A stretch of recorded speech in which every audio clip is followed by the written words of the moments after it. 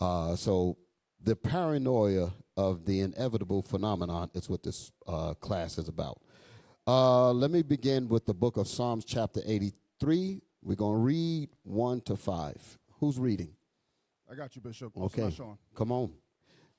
Psalms 83, verse 1. Now, I'm going to be doing some explaining as we go through this, okay? So let's read. Let's just get rolling. Psalms chapter 83. Turn it up. Turn it up. I want to hear that vohum. I want to. Psalms chapter 83 and verse 1. Going on. There you go. Keep not thy silence, O God. Keep not thou silence, O Lord. This is a prayer that we would give to the Most High for him to intervene on our behalf and not to allow for us to continue in the muck and the mire of slavery. Read it again. Keep not thou silence, O God. Mm-hmm. Hold not thy peace. Don't hold your peace, O Lord. Let that wrath on your enemies. Go ahead. And be not still, O God. Don't be still, O Father. For lo, thy enemies make a tumult. For lo, this is what the prophet is saying. Who's saying this? Is David or Asaph? Who's? Okay. He said what? Read that again. For lo. For lo. And for lo means because. This is Asaph, the musician of David. He said, look, your enemies, Lord, is making a tumult against your people. So we had people on behalf of us asking and praying to the Most High to destroy our enemies. I make that point because it's important for us to understand that we are not to be in a posture of allowing the nations that have done so much evil to us a pass. You understand what I'm saying? When the vengeance comes for them, the Bible says, happy shall we be that taketh thy little ones and dash them against the stones. That's the gospel, but I know we don't learn that in slavery. In slavery, they don't want us to have that kind of thinking.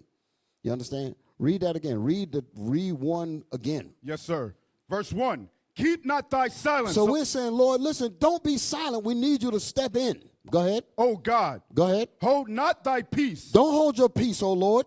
And be not still. And don't be still while these devils and demons is messing up your heritage.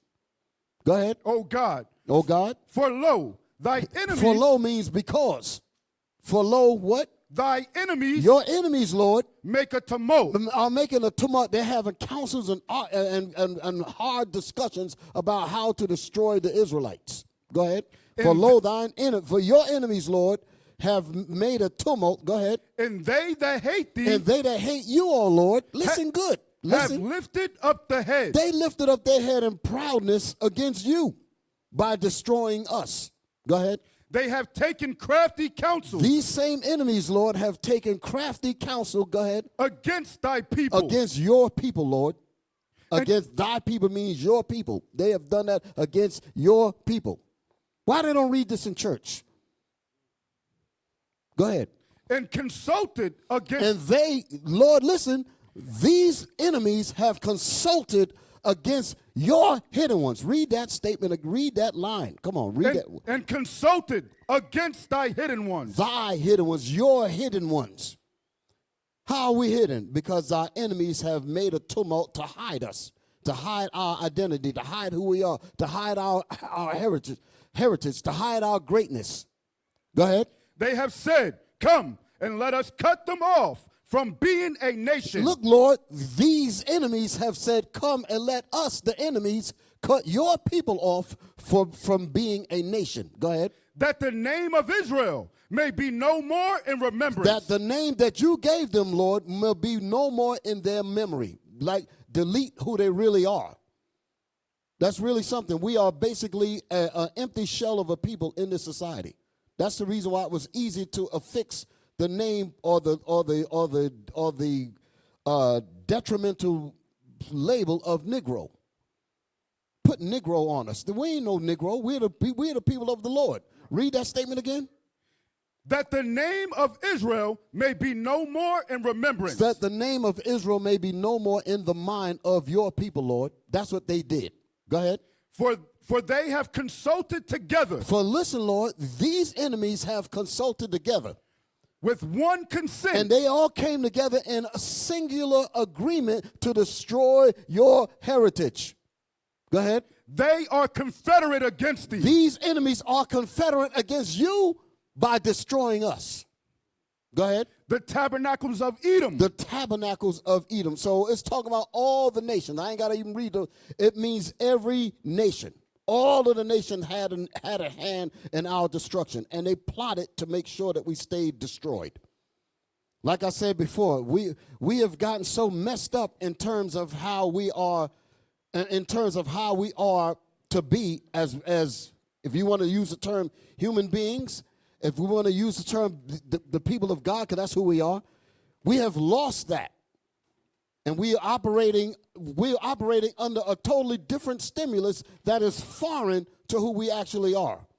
We're not even connected to our actual base. That's the reason why we're crazy. That's the reason why our women are all messed up. Our men are all messed up because they have not been brought home yet.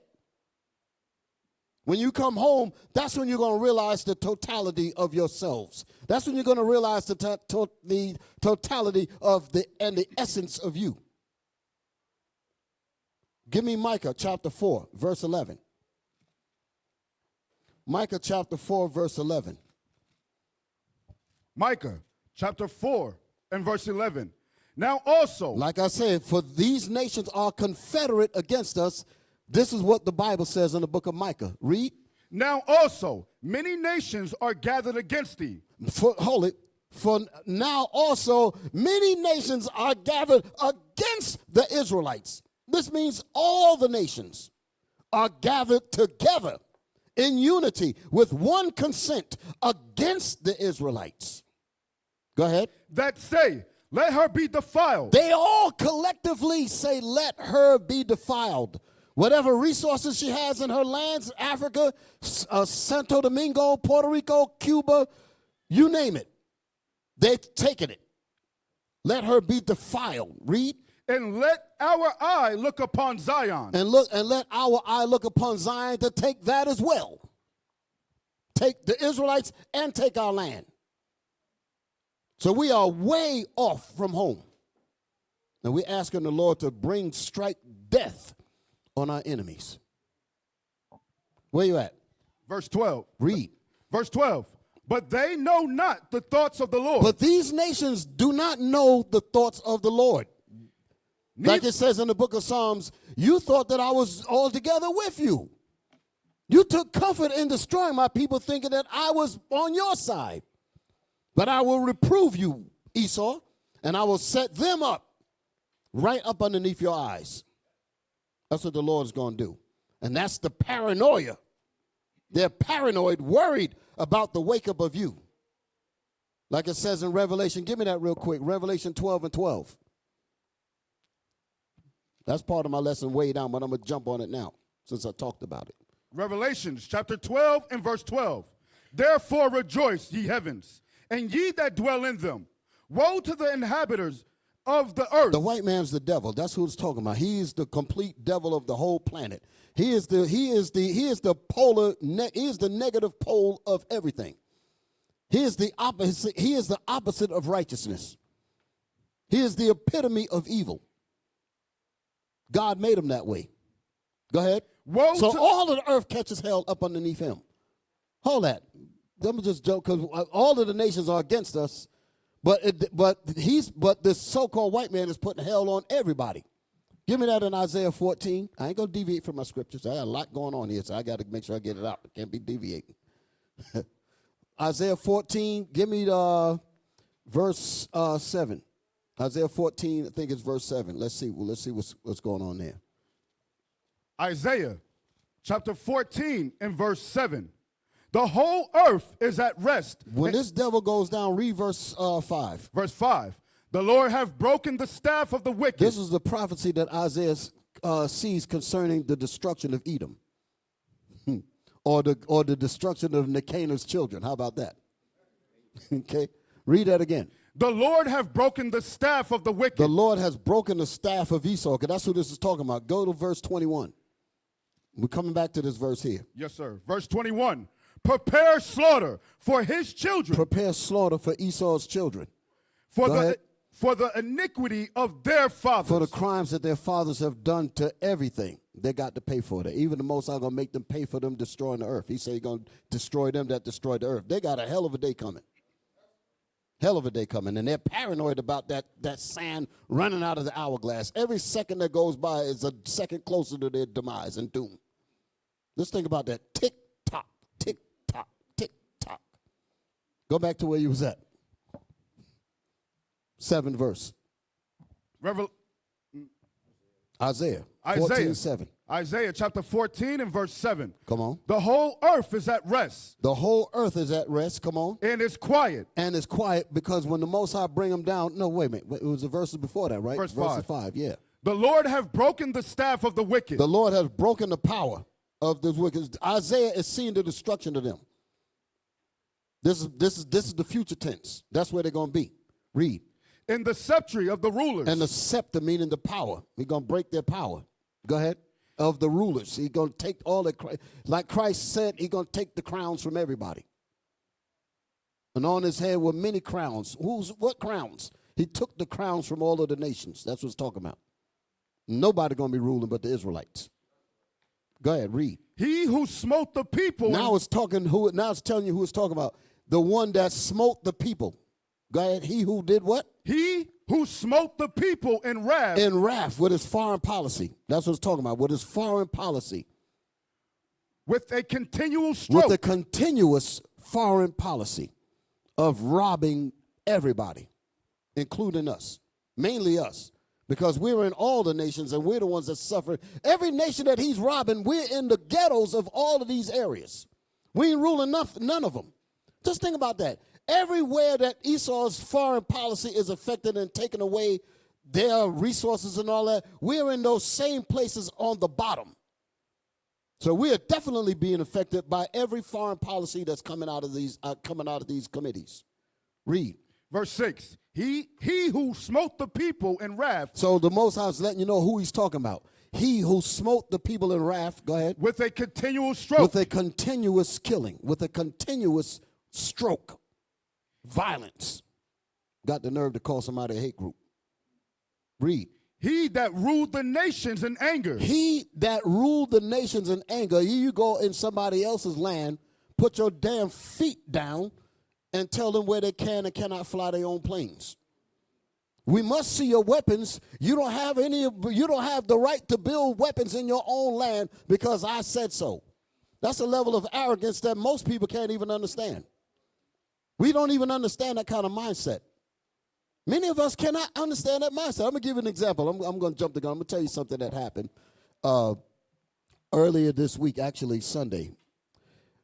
Bishop and I had the listening party, right? Y'all remember that, right? The thing that was on it's on IUIC TV now. And I remember, I'm trying to remember who told me this, but might have been Bishop. I'm not even sure, and I should remember that, right, if he told me, right?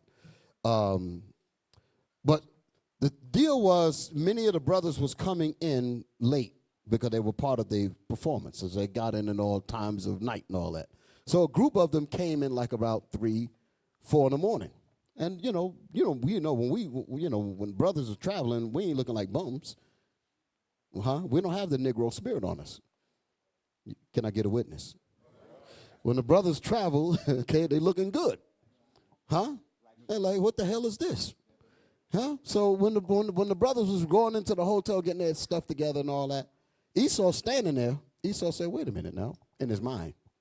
Now, like I said, I wasn't there. I'm dramatizing the story as he gave it to me. No, I ain't put no season. No. Well, the only season that I'm going to put on it is the unspoken stuff. Now, you're all right. It's the unspoken stuff, and you're going to agree 100% with the seasoning when I explain it to you. Y'all all right? As he sees our people coming in, they don't look like Negroes. They don't walk like Negroes. They don't talk like Negroes. So Esau looking at it said, I see all of these men coming in here. They got beards on, badges of manly dignity, looking up to par. But this, in his mind, this does not fit the mold that I'm used to seeing Negroes in. So I'm using Negroes now. I'm going to tell you what he was really saying. Now, I ain't going to say nigga and all that because that day, nigga didn't come to his mind. You know, so he's looking, and he sees the brothers coming in. And you know, when there's a whole lot of them, like Richard Pryor said, you know, like brothers, when they go to the movies, it'd be a whole bunch of us. You know, and they said, what you want me to do? You want me to start trouble? I'm not cutting in a line. There's too many of them. It's a whole bunch of them. You know, he says, so what do you want me to do? You know, so so in their mind, they'd be like, I do want to say something, but I don't know, you know. So as he saw the entourage of the brothers coming in, you can imagine the thought in his mind, I'm white, damn it. Shit, I'm white. And I want to know what they're doing. So he finally, after about 2 or 3 trips, he goes up to one of the brothers, I guess a group of the brothers, and say, hey, guys, what's going on? What's happening? You know, he's asking questions. Inquiring minds want to know. See, y'all ain't even went there yet, right? The inquiring minds want to know what's going on. So he says, well, it's 3 o'clock in the morning. There's no clubs open. What are y'all doing? Now, before I go any further, what do you think what would some of y'all say to that? How would y'all answer that? Huh? Stand up. Just real quick. Give it to me. That happened to you. All of y'all walked into this place, and Esau walks up to y'all and he start asking questions. What's going on? You know, are y'all going out to some club? Are y'all performers? What's going on? I want to know what's happening. How would y'all respond to that? Huh? Come on, man. What the hell is this? Speak. Y'all will sit there and do that? Damn. He said, I hit the right bunch. Let me ask the women. Maybe they know. What the hell is this, man? Nobody knows? Stand up. Come on. I tell them the truth. I tell them what we're doing. Well, you tell them what? I tell them what exactly we're doing. You would tell them what we're doing. That's what you said, right? Come on, stick with it. Conviction. Yeah, I tell them what we're doing. You would tell them what we're doing. Okay, gotcha. Who else?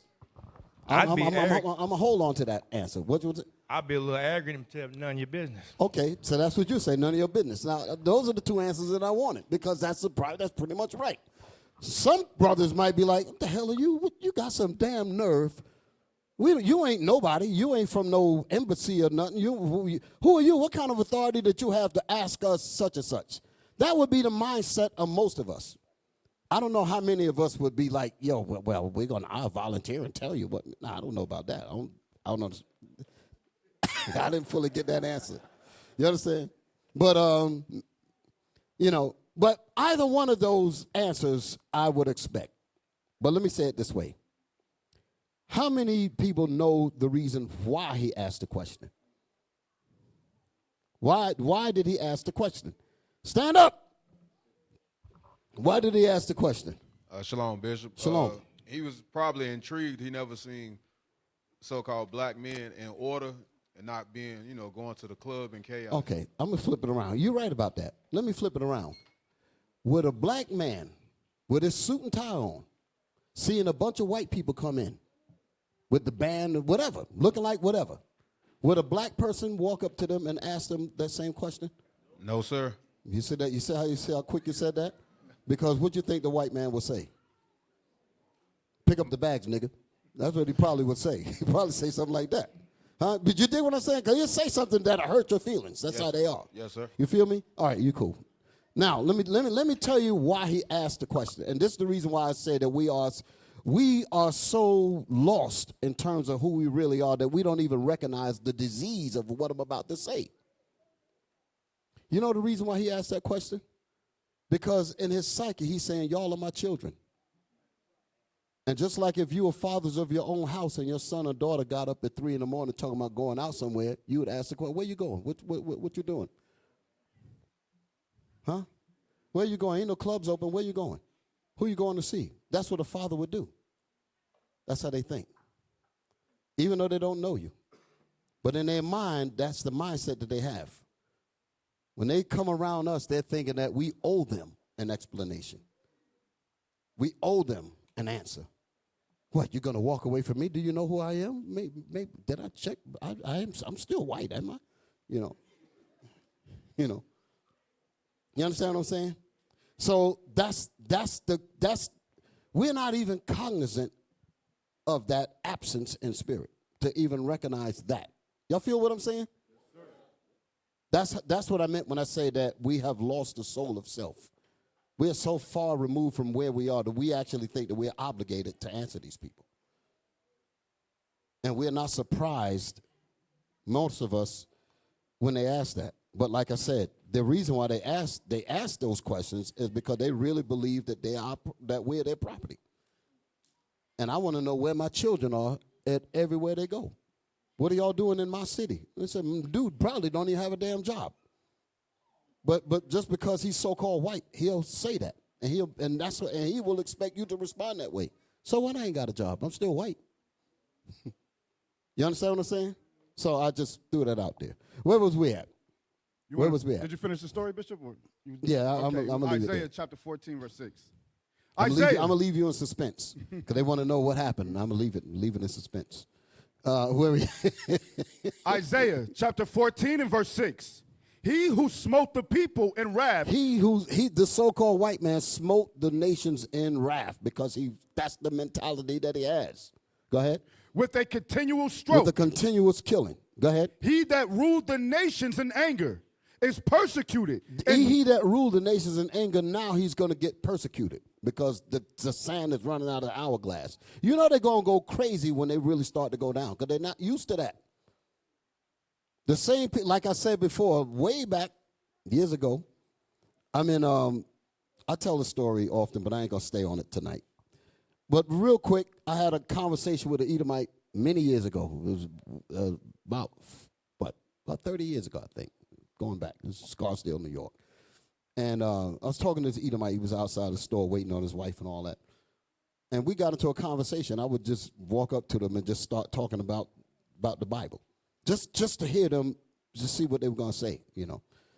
And I said, what would be the most potent way for the Lord, the Most High, or God, to what could he do to display his power? So we had a conversation on that. Like, what could he really do to show how powerful he is? So we were going backwards and forwards about different things that he could do. Where he could make this happen, he could make that happen, stuff that are pretty remarkable. But I said, but that ain't good enough. He said, what you mean? I said, well, I want to do something better. He said, what you got? I said, what if the Lord took the people who you call niggers and put them over you? I said, wouldn't that be a display of some awesome power? He said, you damn right. You got me with that one. He said, but God is powerful, but he ain't that powerful. That's arrogance. That's what he said to me. I said, that's exactly why your ass gonna get it. But that shows you that mentality. We don't understand that kind of mentality. That's my point. Okay, so having a conversation with them is not really going to work out too well, and much less a relationship. Black women talking about she want to get with the white man, and all kind of stuff like that. You out of your mind. This man don't see you any kind of way with any kind of dignity or respect at all. He sees you as the children of slaves, and if he hated your father, he'll hate you too. How in the hell are you going to love the fruit of a tree but hate the tree itself?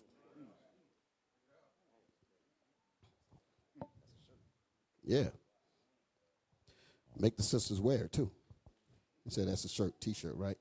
Go back to Micah. Let's hit that Micah. Oh, no, we want a Revelation, right? Revelation 12 and 12. Revelation chapter 12 and verse 12.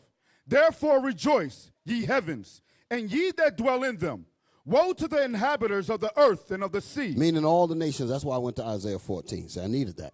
Put me back on track. Okay, because he put hell on everybody. Oh, I didn't finish that. Go back to Isaiah. Yeah, go back to Isaiah. I ain't finished Isaiah. Go back to Isaiah. I'm still dealing with the paranoia of the inevitable phenomenon. We're getting ready to get deep in a little bit. Read. Isaiah chapter 14 and verse 6. He who smote the people in wrath with a continual stroke. That's the wrath that we was reading about in Revelation. Woe to the inhabitants of the sea and of the earth. Go ahead. He that ruled the nations in anger is persecuted. He's being persecuted now because the Most High is going to bring that time down. Go ahead. And none hindereth. And nobody's going to hinder his persecution when it's time for him to get it. You might have a few Negroes that's trying to save him, but they're going to become mortar and grease when they're getting away. They're going to be instantly removed, erased out of the way because their mind ain't in the right place. So the Most High going to have them eliminated. Read on. Verse 7, the whole earth is at rest. The whole earth is at rest. Come on. And it's quiet. Go ahead. They break forth into singing. The earth, the trees, everything, going to break forth into singing when this man go down.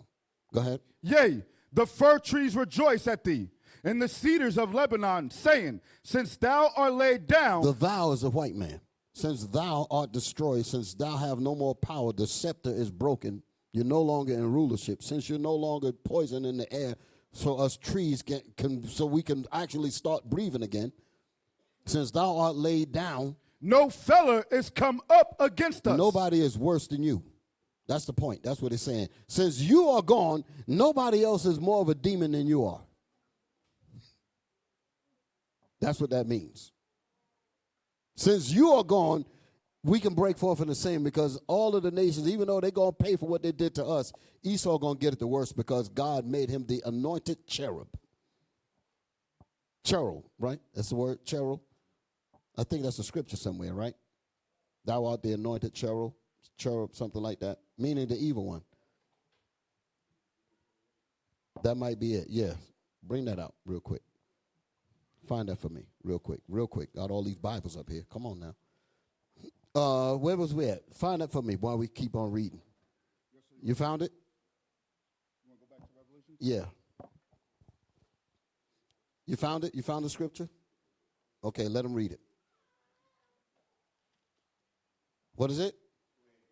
Ezekiel 28:14, right? Ezekiel chapter 28 and verse 14. This is talking about Esau. Even though it mentions, who is it? Tyrus, the king of Tyrus in this chapter. Is that right? But it's talking about Esau. Read. Verse 14. Thou art the anointed cherub that covereth, and Thou art the anointed, you are the anointed demon. Read that again. Thou art the anointed cherub. Let me make it super clear what the Most High is saying. You are the vessels of my wrath. That's what he's saying. You are the vessel of my destruction. Through you, I'm going to show how powerful I am by destroying you. He was anointed for that thing. And here, black women talking about something, they want to marry him. You don't know what the hell you're doing, sister. You don't know what the hell you. Then when the snake bites you, and you lay dying, huh? But I gave you my body. I gave you all. Why did you do me wrong?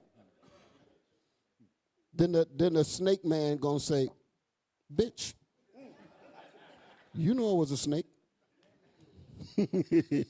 That's why Gad called him a forked tongue, because that's a snake. That's why they call him that. That's where that statement came from. I ain't being racist. Maybe a little. No, I'm not. I'm just kidding. Where we at? Ezekiel chapter 28 and verse 14. Thou art the anointed cherub. Thou art the anointed demon. You are the anointed. You are the vessels of my wrath. That covereth.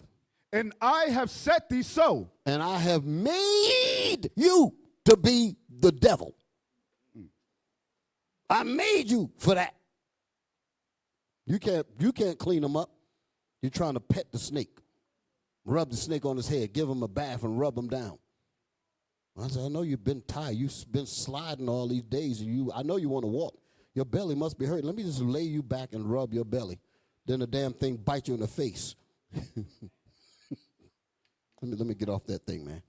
Where we at? Go back to where we was at. Revelations chapter 12 and verse 12. Therefore rejoice, ye heavens, and ye that dwell in them. Woe to the inhabitants of the earth and of the sea. Read. For the devil is come down unto you, having great wrath, because he knoweth that he hath but a short time. Because he knoweth that he has but a short time. We're going to get into that knowing in a little bit.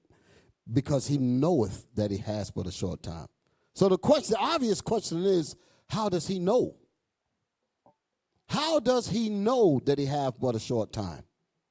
Because the people that he have in captivity are God's people. And he's monitoring the progress of you.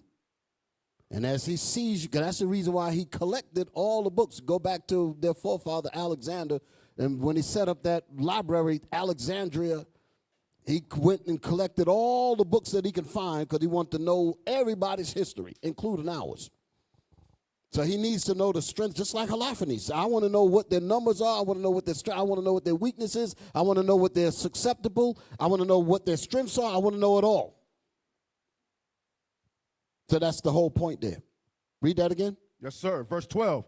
Therefore rejoice, ye heavens. Not the whole thing. Stay with me. You're throwing me off. What the part? Because he knoweth. Because he knoweth that he have but a short time. Because he knoweth that he has but a short time. So how does he know the time? He knows the time by watching you. As he see Israel repenting, as he see the brothers out on the streets teaching and waking the people up, coming in big time now. He sees that. And he knows, and he's reading that Bible. That's why I say he collects records. He collects the books, even the history books. He got those books that he passed backwards and forwards to each other. They don't tell us about them. I got a lot of them books. We're going to show you some. But these records that they have, they pass them backwards and forwards. They say, listen, this is white eyes only, like Bishop be bringing out. And especially during the time of the slavery, when we was in chattel slavery. Look at the dates on them books. We was in slavery when them books were written. And they telling you straight up facts. Straight out saying saying the Negroes and the Hispanics are the Israelites. Just straight out saying it now. But they said, well, they can't read. So we could actually write this because it's for white eyes only. We could pass this information backwards and forwards to each other so that we could stay abreast on the knowledge on how to keep them down. That's the purpose of the communication. So what it say? Because he knoweth? Because he knoweth that he have but a short time. So he knows by watching you. As he see you progressing, as he sees you waking up and repenting, believe me, he's watching this congregation here. Big time. We are on all their TV screens. They got all our names. They got us, and they got the chart with the head of us and all that. They got all that. Don't fool yourselves. They got all of that. Okay? They got it. And they're paranoid as hell. Okay? Read. Verse 13. No, read that bottom part. Because he what? Because he knoweth that he have but a short time. So if he knows that he has but a short time, and he's looking at you and I, that means the more you progress, the more the paranoia grows. Because he knows that your complete wake up means the destruction of him. They understand that. Two kings can't sit on the same throne. So they know the more you wake up out of slavery, somebody got to do the serving. So if we're constantly waking up, that's a problem to them. They said, we're losing the grip. What are we going to do? Margot, what are we going to do? Biff, what are we going to do? Taffy, what are we going to do? Mrs. McGonagall, what are we going to do? Go back to Micah. Because it said, because he knoweth that he has but a short time. Go back to Micah. Micah, 4 and 11. 4, verse 11. Mm-hmm. Now also, many nations are gathered against thee. Many nations are gathered against the Israelites. And he's the head of them. That's the reason why we was reading in Psalms, Edom heads it off. He's the top of the umbrella. Edom, then the Hagarenes, it starts naming all the nations and talking about Psalms 83. But it starts it off with Edom because Esau is over everybody. And he whipped the other nations to make sure that they stay under him with a continual stroke. Read. That say, let her be defiled. So that's what they say. Let the nation of Israel be destroyed where they don't have any real sense of themselves. They want the body, but they don't want the mind. You understand? We got beautiful bodies, men and women. Then they know that if they can get us to do their work and the work and use our talents, use our minds, use everything for their benefit, that's the day they're looking for. Because we are definitely the blessed people. These inventions that's all in this society, believe me, we know only probably 1/10 of all of the things that we've done here. And even with that, sparks still come from the least of us. And they're like, my God, they can sing. My God, they can do this, they can do that. And I mean, they're blown away. They know that we're the children of the Most High. But they said, we want to keep that genius as long as it's serving us. Like it talked about with Daniel under Nebuchadnezzar and Belshazzar. When it said that children who were well favored without blemish. Our people was in captivity. Daniel and the brothers was in captivity. But they sought them because of their wisdom. They sought them because of their greatness. And this is the same thing with us. They knew that if they can get us to give our whole beings, our whole bodies, they said, man, this is the day we waited for. You can't get no better than that. We train these people to be happy slaves. To give us all, give us everything, and they're enjoying that. And it took a lot of work to break us to that, because we were resistant to that breaking. So they was up all night, all day, week, year after year, trying to completely make mashed potatoes out of our minds. And when they finally broke us, surely this is what we wanted, because we don't want to destroy the body. We don't want to destroy the body. We need the muscles. We need that brain. We need all of that. But we don't want them thinking for themselves to do anything for themselves. So when they see that reversing and changing, there's room, there's a call for paranoia. That's what's happening.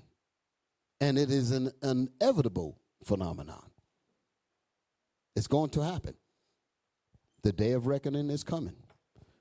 We got to endure. We got to endure. Let's read that Micah 4:11. We're going to move on. Yes, sir. Micah chapter 4, verse 11. 11 and 12. Read. Now also, many nations are gathered against thee. Are gathered against thee. I like to put emphasis on that. That's the reason why I always jump at it. They are gathered against us, not for us, against us. You got to let that thing get in there. Go ahead. That say, let her be defiled. They say, let her, meaning the nation of Israel, be defiled spiritually and mentally. But we want their bodies. We want their talent. We want their resources. We want that. And a female slave was valued by how many pups she could push out. Call her a wench, put her up on the block. She delivers lots of pups. Give me some good money for this wench. Because they were going to use that to multiply the workload.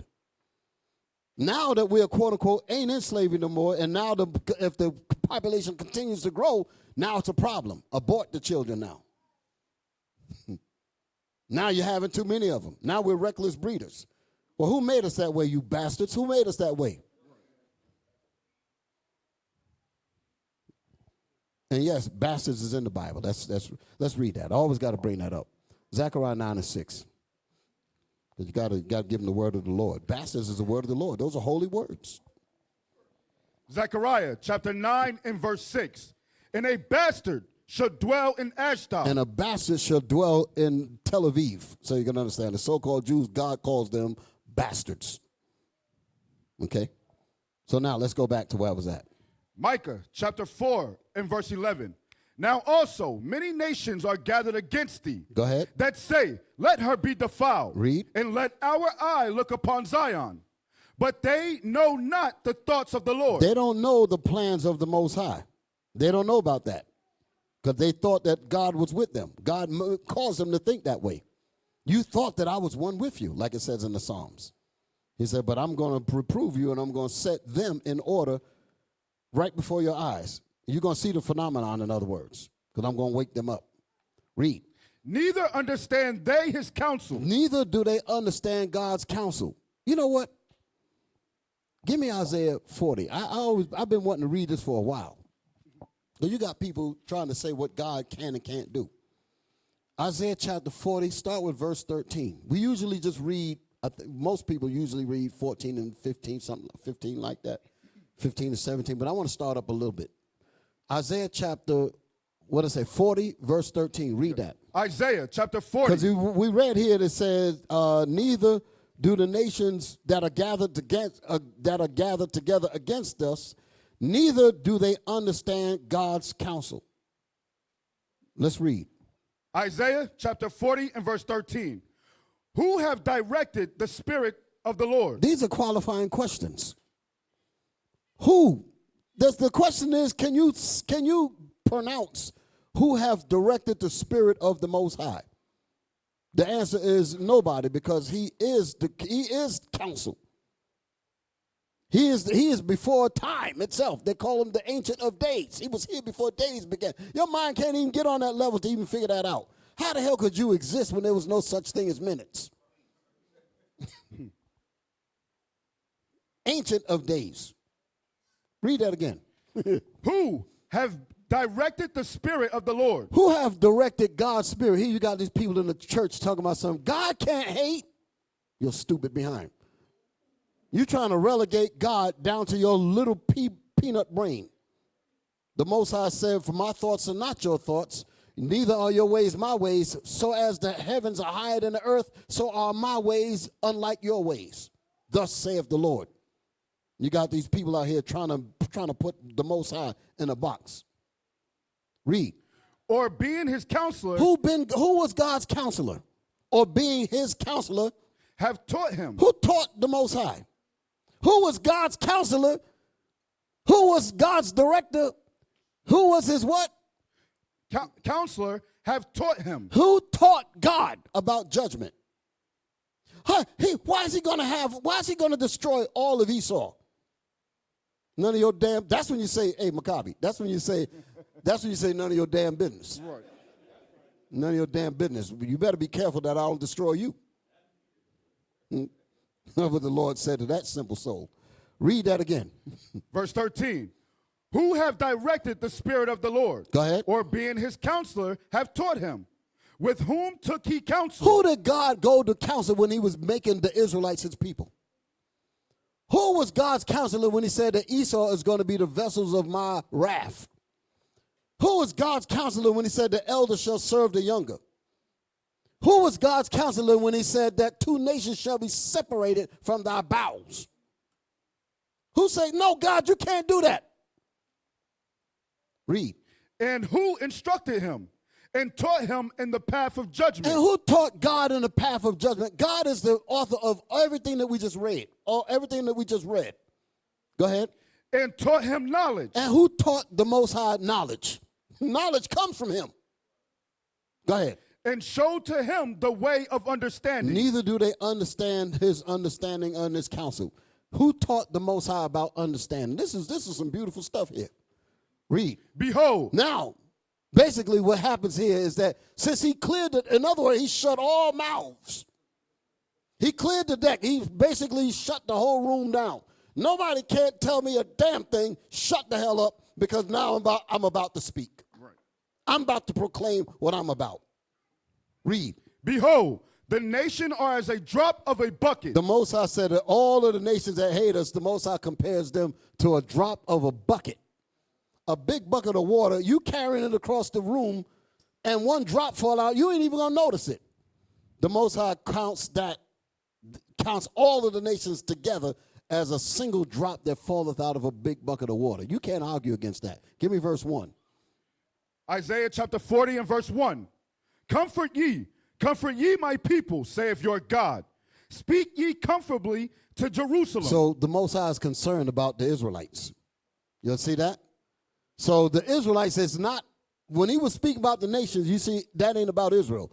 The Most High said, comfort the nation of Israel. These are my people. But everybody else is worth a drop. Y'all all right? Read.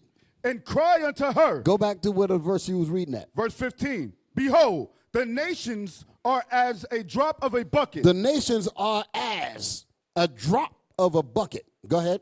And are counted as the small dust of the balance. And all of the nations are counted as the small dust on the scales. Wait a minute. Wait. Small dust. Not big dust. Small dust on a scale. How much does big dust weigh on a scale? Nothing. The Most High said that all of them together is worth a drop. And he said that they are counted as the small dust on the scales to weigh it. Nothing. Read. Behold, he taketh up the isles as a very little thing. The Polynesian, the Hawaiian Islands, and all that, all the people, all of them, the mother nations, the Most High counts them as very little, meaning they're nothing as well. In other words, S-H-I-T, that's what he's really calling them. Dung. Right, read. And Lebanon is not sufficient to burn, nor the beast thereof sufficient for a burnt offering. What is this hitting at? Ishmael and the Arabs. You got the Arabs and the so-called Negroes talking about some Islamic philosophy. The Most High don't give a rat's ass about the Arabs. Read that statement again. And Lebanon is not sufficient to burn. And Lebanon, if they took all of the meat in Lebanon and burnt it for a sacrifice to the Most High, for the Most High to accept them as his people, the Most High says not sufficient for a burnt offering for me to accept you. You're nothing as well. Read the whole verse again. And Lebanon is not sufficient to burn. If they burnt up all the meat in Lebanon, it still would register nothing. Go ahead. Nor the beast thereof sufficient for a burnt offering. They can't burn piss to the Most High. Nothing. That's a beautiful thing, ain't it? So now we're talking some real stuff, ain't it? Yes, sir. Is that it on that verse? On that verse, yes, sir. Yes, sir. That's it. That's all I need. Huh? There's more? Verse Oh, that's what I needed. Yeah. Come on, read that. All nations before him are as nothing. Hold it. All nations before the Most High are as nothing. Listen to this. The Most High is getting ready to go into the negative side of space. Go ahead. You're already at nothing, but watch this. Go ahead. And they, the nations, are counted to him. Are counted to the Most High. Less than nothing. How in the hell could you be less than nothing?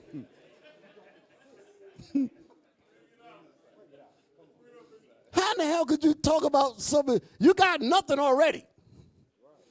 But something is worse than nothing, which is less than nothing. You ain't on no level to understand that. The Most High said the nations are worth that. They're less than nothing. Go ahead. And vanity. And they are vanity, vain, void of any kind of notoriety or anything. That's beautiful. But the Most High said, comfort the nation of Israel. So we're going to learn about that comfortability. We're going to learn about their heritage. We're going to learn to embrace that heritage. And as we embrace it, our minds are going to change, our attitudes are going to change, our spirit's going to change, our relationships are going to change. We're going to learn how to be unified brothers, because we're going to learn how to be unified sisters. We're going to learn how to be an organized nation for real. We're going to learn that. And it's a beautiful thing. So as we're waking up, because their whole mission has been to do not allow, you heard what J. Edgar Hoover said. He said that, what did he say? He said that, how did it go? Yeah, put it there, you go. When the FBI director, posted on the board, when the FBI director, J. Edgar Hoover, was asked what in his opinion was the single greatest threat to the United States of America, the single greatest threat, his response, Negro unity. Take a moment to let that sink in. The slaves uniting means the end of everything that we built. That's how important it is for us to understand. That's why we're talking about this unity thing. The rah-rah is great, but understand what it really means. The real meaning of unity is a serious threat. Come on, let's get back to where I was at. So now, go back to that. We ain't finished that up. The 12th verse. Yes, sir. Micah chapter 4 and verse 12. But they know not the thoughts of the Lord, neither understand they his counsel. Go ahead. For he shall gather them as the sheaves into the floor. So he's going to put the nations to death. That's what it's saying. The Most High said he's going to put the nations to death. He's going to destroy them. Okay, now give me Deuteronomy 28:64. Because again, we're talking about the paranoia of the inevitable phenomenon. We're going to talk about that. We get ready to get into it. Deuteronomy chapter 28 and verse 64. And the Lord shall scatter thee among all people. This is what destroyed us. This is what got us to the level where we are totally put on the bottom and lost all the greatness that we are about and what's owed to us and all of that. All of the riches, the whole planet Earth belongs to the nation of Israel. We lost all of that. We even lost the house note. We lost the deed. Damn. Read. From the one end of the earth. The Lord shall scatter us among all the nations from what? From the one end of the earth. Go ahead. Even unto the other. Even unto the other. Go ahead. And there thou shalt serve other gods. In other words, we're going to lose our minds. I'm going to just make it simple. We were going to lose our minds and talk about following Christianity, which is basically dope. And the dope dealers are the preachers. Passing you out feel-good dope, and your condition ain't changed at all. Generations of people sitting in church ain't nothing. The daughters are still hoes. The sons are still gang members and drug addicts, homosexuals, hitting all the high notes in the choir. The hell is this? And they don't see nothing wrong with this. Read.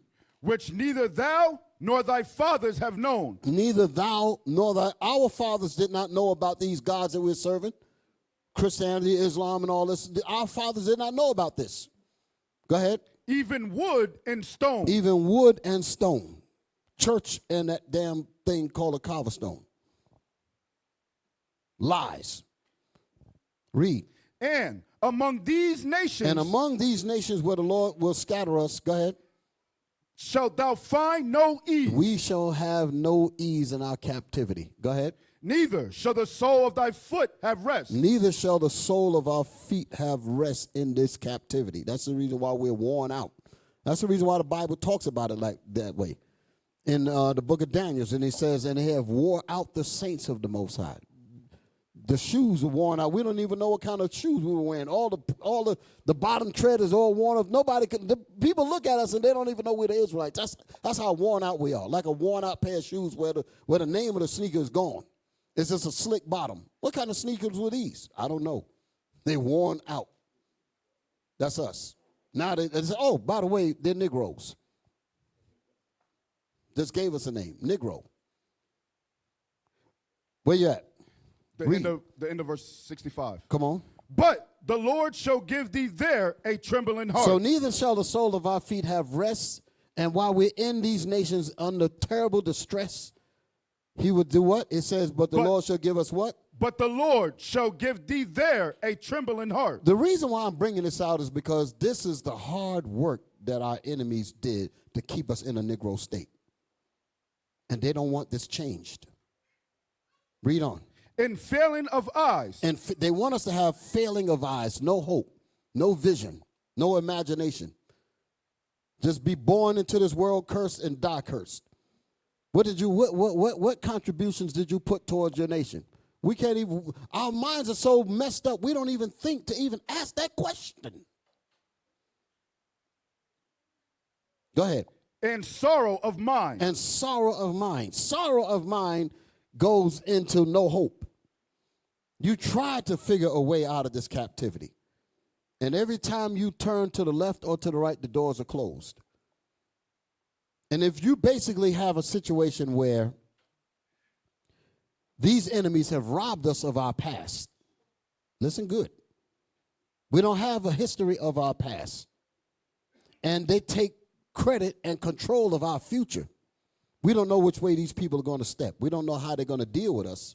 So we cannot really focus on what we're going to be doing 5 years from now, 8, 10 years from now, because we say, well, it depends on what daddy going to do. Remember, the white man feels that way, right? Is he going to give me enough allowance on my job? These jobs that we work is basically an allowance.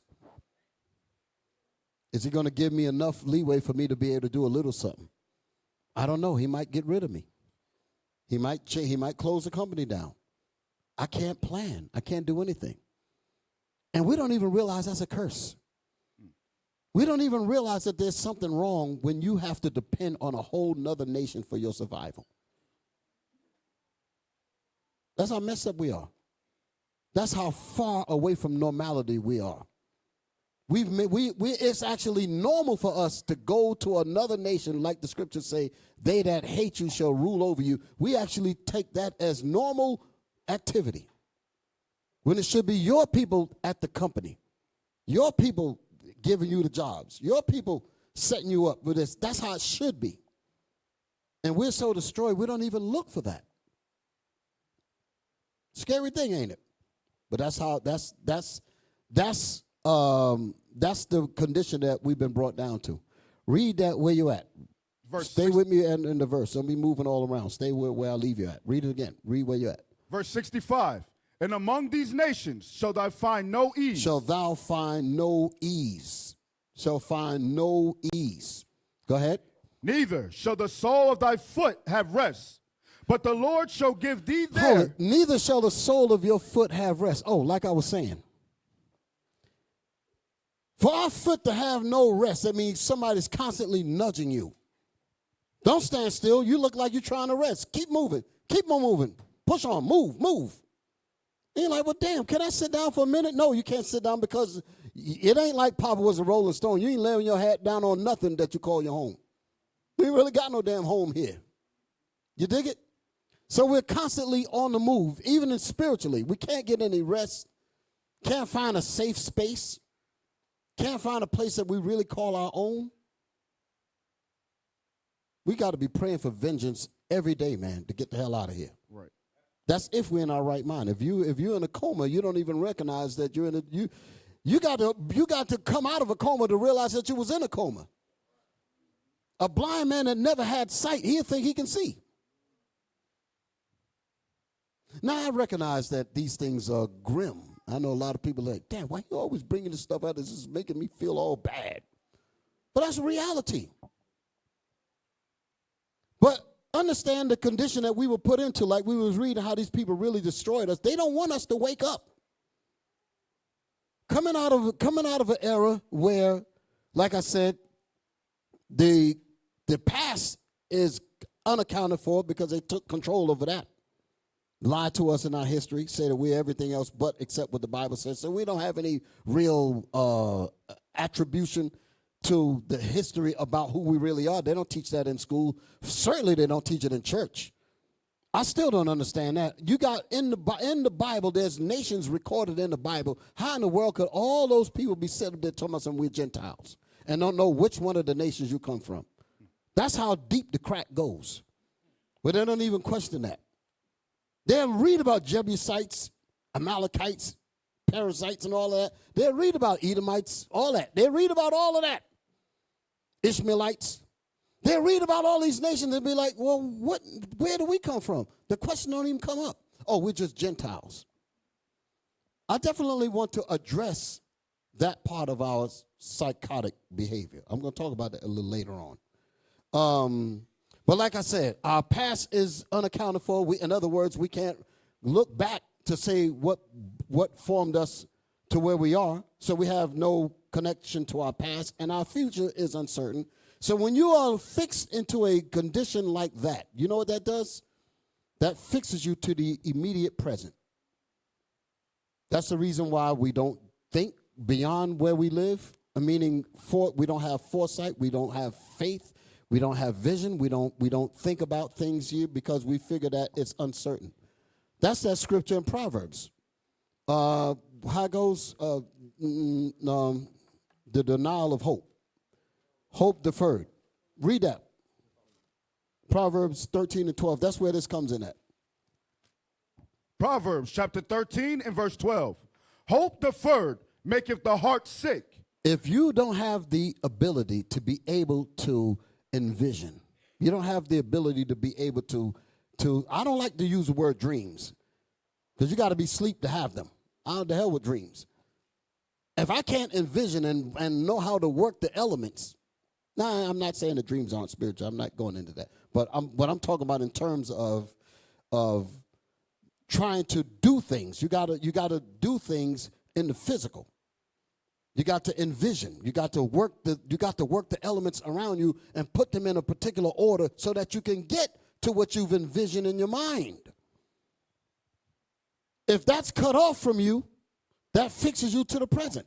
Read that again. Hope deferred. So if our ability to envision, to hope, to aspire, if that's cut off, because deferred means that it's out of your reach, like a deferred payment. It's you said, well, I ain't got to deal with it now. If your hope is not within your grasp, you're stuck in the present. You don't know anything about your past, and you have no connection or no control over your future. That fixes you into the immediate present, and guess what you become? A perfect consumer. Every bit of money you get, there's no need for me to think about later on because I'm not sure that I'm going to even be there. So I might as well do it all now. You only live once. That's that mentality. That's where it comes from. Those are people that are fixed into the immediate present. And that's the exact reason why all of the stores are in your neighborhoods. Because these people have no hope, and they'll spend just to feel good. That's the reason why the liquor is there. They need to get high so that that trouble in their mind that make them sick, but not being able to envision, that's going to plague you. Read that again. Hope deferred maketh the heart sick. Hope deferred maketh your mind sick, troubled, demons, agitation. You wonder why kids are acting up in school? Because I don't know if I'm going to be, well, like I said, I wanted to be a doctor. I want to be an engineer. I want to be an architect. But I don't see no people that look like me doing it. And they're basically subtly, negatively letting me know that I'm not going to make it. So they're killing my aspirations right there in the damn tombstone classroom. Cemetery row seating. Tombstones. That's the point there. Read that again. Hope deferred maketh the heart sick. Hope deferred maketh your mind sick. Because there's a spirit in man that questions the fact that you ain't doing a damn thing. And you got to quiet that voice down. So give me that alcohol so I can shut this voice up that's constantly getting on me about why in the hell you ain't doing something. I need that dope. I need that tranquilizer to tranquilize that voice. I need to be able to shut that voice down because it's constantly nagging me. How come you ain't doing this? Look at everybody else. Oh, man, this daggone thing driving me crazy. Give me that dope. Give me that crack. Give me that church.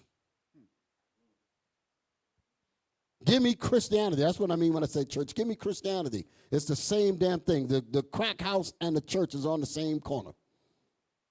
Go get your dope. And the liquor store. They're all right by, all three of them right beside each other on every corner. Okay, man. Where was I at? Deuteronomy. Yes, sir. Deuteronomy chapter 28 and verse 65. And among these nations shall thou find no ease. Among these nations shall the Israelites that are in captivity find no ease. And when we find no ease, we become the perfect consumers because we have no vision, no thought, no aspirations, no nothing. What in the world am I going to unite with my brothers before? We ain't never going to get nowhere. We ain't never going to do nothing. What do you mean they're trying to build this and build that? I'll tell you, we in IUIC, we went through some stuff because we never subscribed to the Negro, meaning the Negro thinking. When we said that we needed a sanctuary, we had to put forth our minds and vision and had the brothers and sisters to believe in the vision, and boom, the sanctuaries came up. But the deal is, most people would look at that and say, oh, a building fund? You remember, people, when they hear the building fund, they be like, oh, shit, we already know. Then he got a Cadillac or something. You understand what I'm saying? Because that usually happens. So people don't mess with that. So when the people saw that we was really about what we said, and then the sanctuaries came, they said, oh, well, these guys ain't rolling like Reverend Funkyfoot and Chitlins, juice running down the jaws.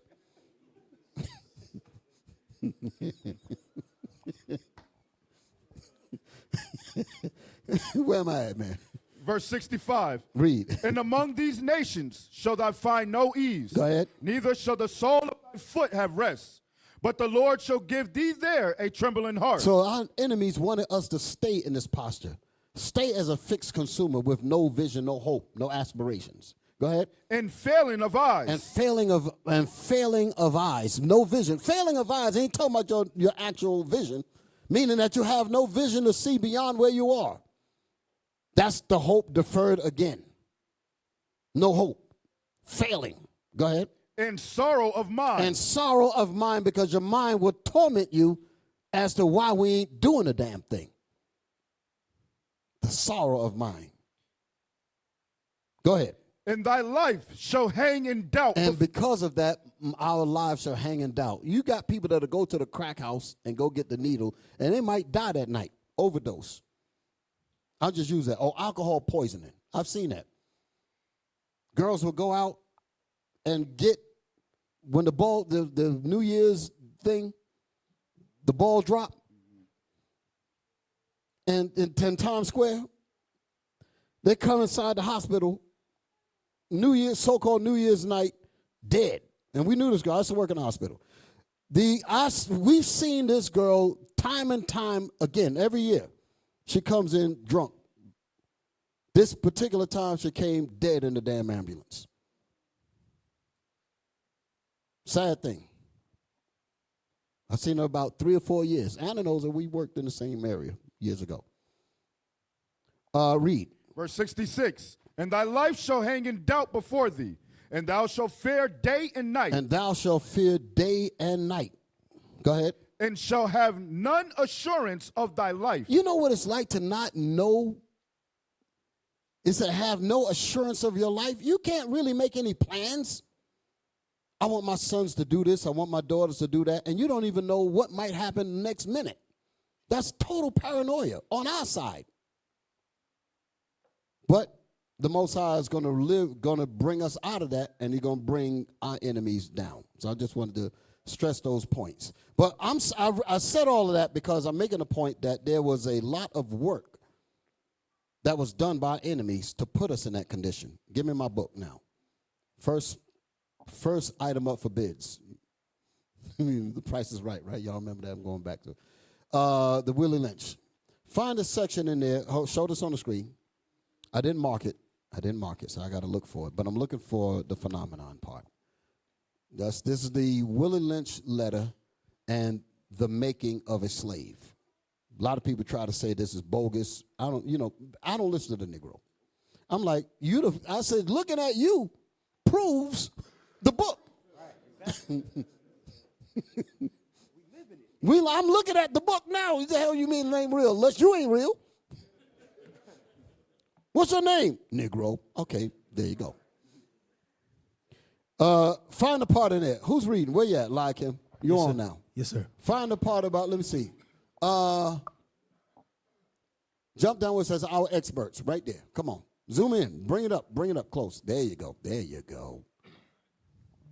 Read. Our experts warned us about the possibility of this phenomenon occurring. Hold it. This phenomenon occurring. Is that the first part where it mentions phenomenon? Go up. Let me see if there's a phenomenon in the paragraph above it.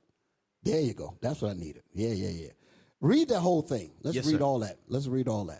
Earlier, we talked about the non-economic good of the horses and the nigger in the horse. Hold it. Now, these terms, you got to be careful because you got people say sticks and stones will break bones, but words will never hurt me. That's not true. When people say certain things to you, that does affect you in the spirit. So I say that as a precaution as you would hear these words here, but don't get swayed by the words that they're using here, because the reason why they would call you a boy was to break you down mentally. No sticks used at that particular instance. By calling you a boy, by saying that you cannot be the father of your own child. Go in there and lay with so-and-so. Get up in there. But that's my friend's wife. Well, if you don't, I'll castrate you. Yeah, that had happened in slavery. They did that.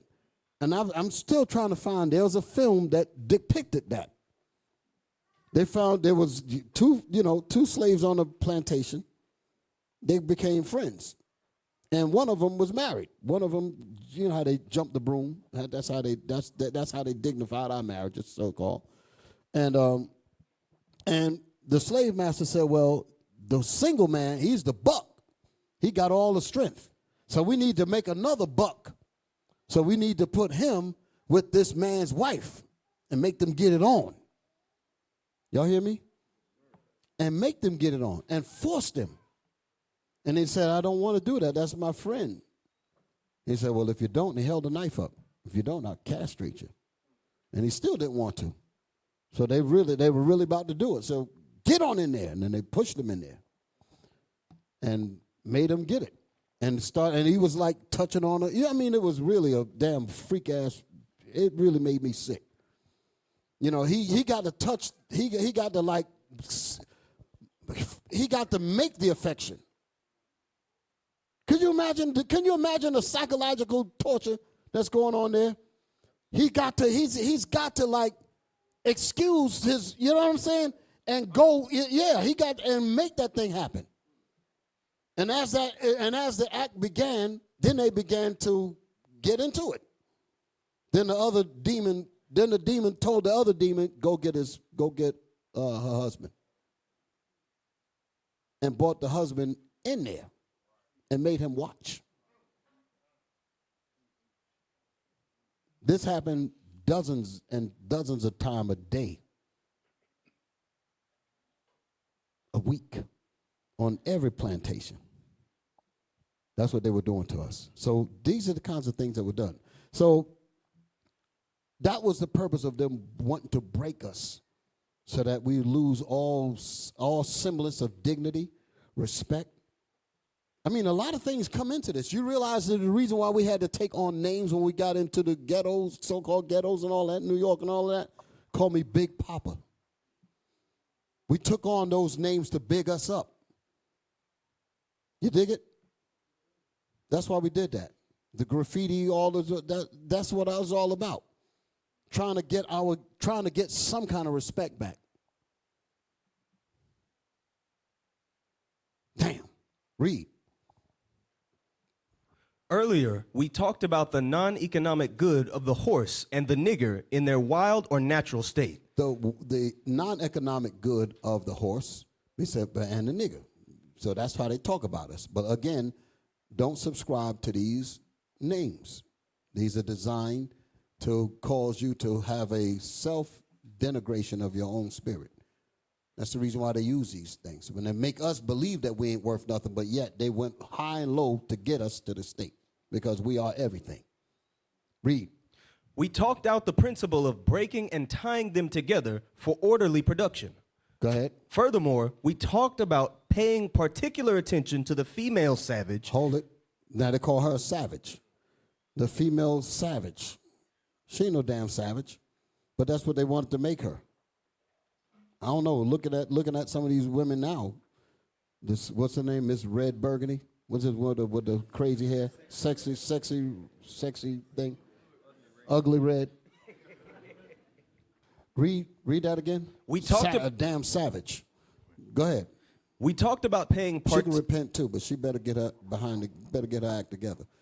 I'm sorry. Read on, brother. Come on. We talked about paying particular attention to the female savage and her offspring for orderly future planning. For orderly future planning. Who's planning? They're planning, not ours. Go ahead. Then, more recently, we stated that by reversing the positions of the male and the female savages. Now you wonder why the men are feminine and the women are masculine. But this ain't true. We damn sure see that out here in society. They literally do this. Go ahead. We had created an orbiting cycle that turns on its own axis forever. Stop. You got to meditate on that. By them inverting the roles of the male and the male and the female, and we've gotten used to that. We've taken on the role of being a woman, and men have taken a role of being a female spirited man, and a woman have taken on a spirit of a masculine woman, and we've morphed that into normality. And they said, and because of that, listen to what it says. I'm going to break this down. Read that where you at again. Stay with me. Yes, sir. By reversing, come on. By reversing the positions of the male and the female savages. Go ahead. We had created an orbiting cycle. Stop. An orbiting cycle. An orbiting cycle. I want to stress that. An orbiting cycle has its own kinetic energy, if you will. It will begin to generate its own culture. It will begin to generate its own activities. Where the man that first started this engine, he had to work it to get running. But once it started running, he could step back, put on his suit, and say, look at them. And come and walk amongst us like congressmen and statesmen and all of that. Presidents. Read that again. By reversing the positions of the male and the female savages, we had created an orbiting cycle that turns on its own axis that forever. Turns on its own strength. That's the point I was making.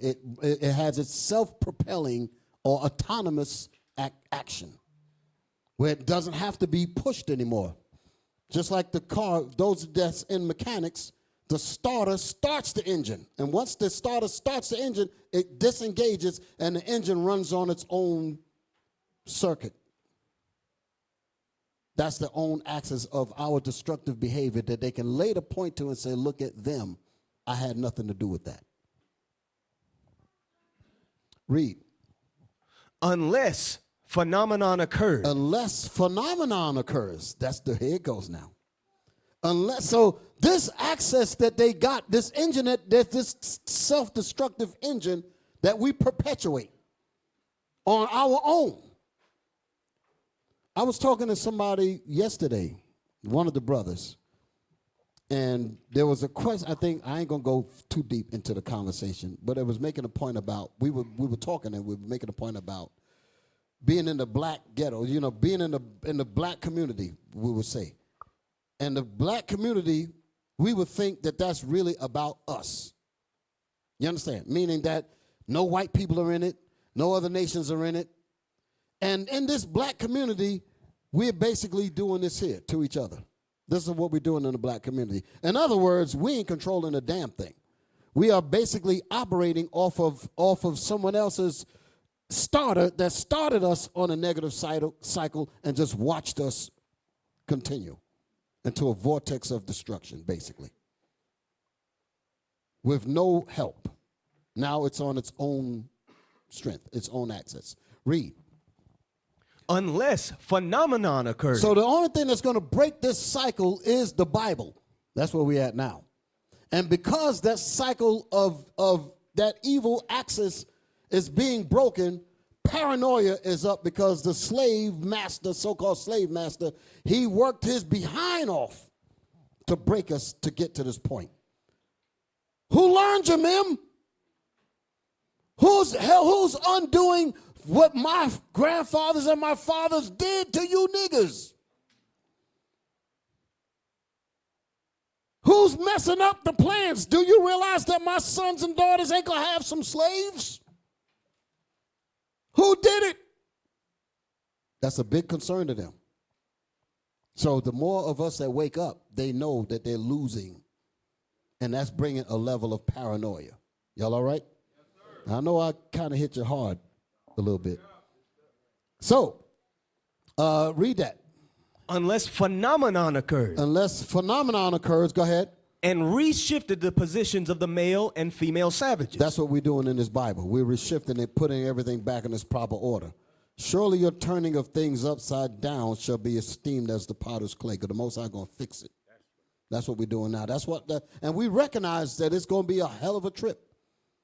We're going to get a lot of hatred. We know that. We know there's going to be a lot of opposition. Turncoats, evil, Negroes, everything. There's going to be a lot of opposition and trials and violence, all kind of things to prevent this from happening. We understand that. Read. Our experts warned us about the possibility of this phenomenon occurring. Meaning the Bible. Go ahead. And the Most High trapped them up beautifully, caused them to have these doggone crack houses called churches, running around talking about the Bible and got a so-called white Christ and all of that. Meanwhile, they were holding the book that's going to bring their whole world down. This Bible is going to destroy their world. They're going to, as a matter of fact, they're going to start to really try to get rid of it. But your arms are too short to box with God. Read. For they say that the mind has a strong... Who's the they? For they say. They're experts. They're think tanks, so you can understand. That secret counsel. Go back to Psalms. This is the they that it's talking about. Go back to Psalms 83. Psalms chapter 83 and verse 1. No, the verse that I want. They have consulted. Verse 5. No, it's before that. Like 3 or something. Read verse 3. Verse 3. They have taken crafty counsel. That's the verse. They have taken craft. Who's the they? These illuministic top evil witches that run this whole thing. They're sorcerers that set up these churches that's behind these false religions and all that. That's the they it's talking about. How do we keep the Israelites in captivity? That's the they. Read that statement. They have taken crafty counsel. Crafty counsel is not just regular counsel. Crafty counsel meaning that it has an effect many, many years down the road. I talked about this thing when I was in Connecticut. The Rube Goldberg machine. How many of y'all heard of that? I'm going to give you an example of crafty counsel. So I see some hands of you young folks, right? So, could you put that up there real quick? I had a slide. I don't even know if I ever gave it to y'all. Go on, you might have to look for it. No, I don't want to deviate. How many of y'all remember this game called Mousetrap? Okay, good. I see a lot of hands. I mean, I got some older folk in here. All praise to the Most High. As you watch the different components of this machine, the ball rolls down the ramp, zigzag, and hits this, and man flip over, hits a bell, and make this happen, and this. The watcher is fascinated at the different mesmerizing mechanics of the game. You feel me? You're watching how the man flip. You're watching how the ball just goes. And I mean, you literally gazing at it. You're mesmerized by it. But the end result of all of that is that the mouse got caught. So all of those components equaled one effect, to catch the mouse. You know who the mouse is? Us. All of the different things that I have in this society that we are all excited about, all of them have a contributory component to our destruction, and we don't even know it. Crafty counsel, deep counsel, staying up all night kind of counsel, wake your butt up, we got to talk kind of counsel. What the hell you sleeping for kind of counsel. The slaves are waking up, God damn it, get up. That's how they talk. You don't see them out there with that purple and gold? You heard Heyman Malone on the video. He said, did y'all see this? Last year they had 400 or whatever number he came up with. Now look at them. They're in the thousands. He said that. The paranoia was there. He's sounding the alarm for the Edomites. He's not really anything significant. But he's sounding the alarm. So he said, listen, you better get on this. Because they're waking up. That's his purpose. Y'all all right? All right, let's get back to where I was at. Now, go back to that thing, phenomenon. Let's finish reading that. Yes, sir. Our experts warned us about the possibility of this phenomenon occurring, for they say that the mind has a strong drive. Hold it. For they say that the mind, meaning your spirit, listen good. The spirit in a man, I'm talking to you now. The spirit in a man and a woman will question their reality. Your spirit will begin to ask questions. Why is it so? Why am I on the bottom? Why am I struggling? Why is this happening? Why is that going on? That will happen. Read that statement again. For they say that the mind... For they, these witches, these warlocks, these men with this counsel, this secret counsel that have consulted against the hidden ones. They did what? For they say that the mind has a strong drive to correct and recorrect itself. There's a spirit in man that questions its reality. And it has a strong, it will always come up and ask the questions to your nonchalant attitude of doing nothing. Your own spirit will say, look at you, you're acting like a bum. Why are you just sitting here not doing this? Why are you sitting? Y'all know what I'm talking about. Your conscience will do that. If a conscience, like the Bible says, surely oppression maketh a wise man mad, the reason why he's mad is because his conscience is questioning his reality. And he's asking, we're wise, so what the hell are we doing in this? That's what it's saying. Read that again. For they say that the mind has a strong drive to And correct. it didn't say it had a weak drive, has a strong desire. Go ahead. To correct and recorrect itself. To self-evaluate. To look at the reality and say, this does not look right. This does not feel right. And it ain't right. And I, as a man, what do I do to make it right? And if that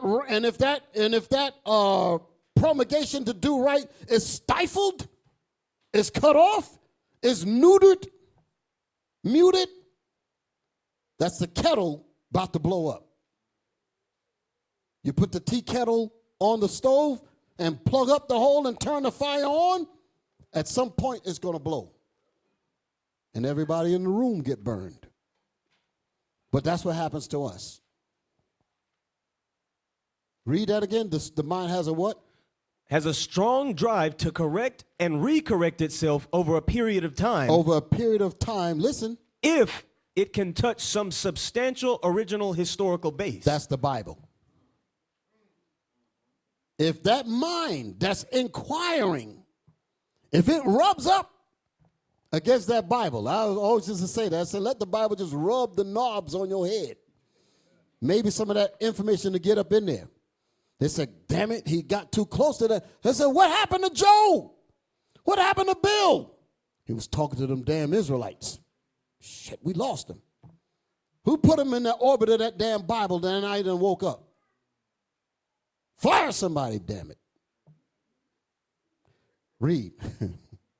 And they advised us that the best way to deal with this phenomenon is to shave off the brute's mental history. Remember I was saying that? They cut off our history. Cut that off. They don't want us to go back to, because you got to know your past in order to know where you are, in order for you to know where you're going. So they cut that off.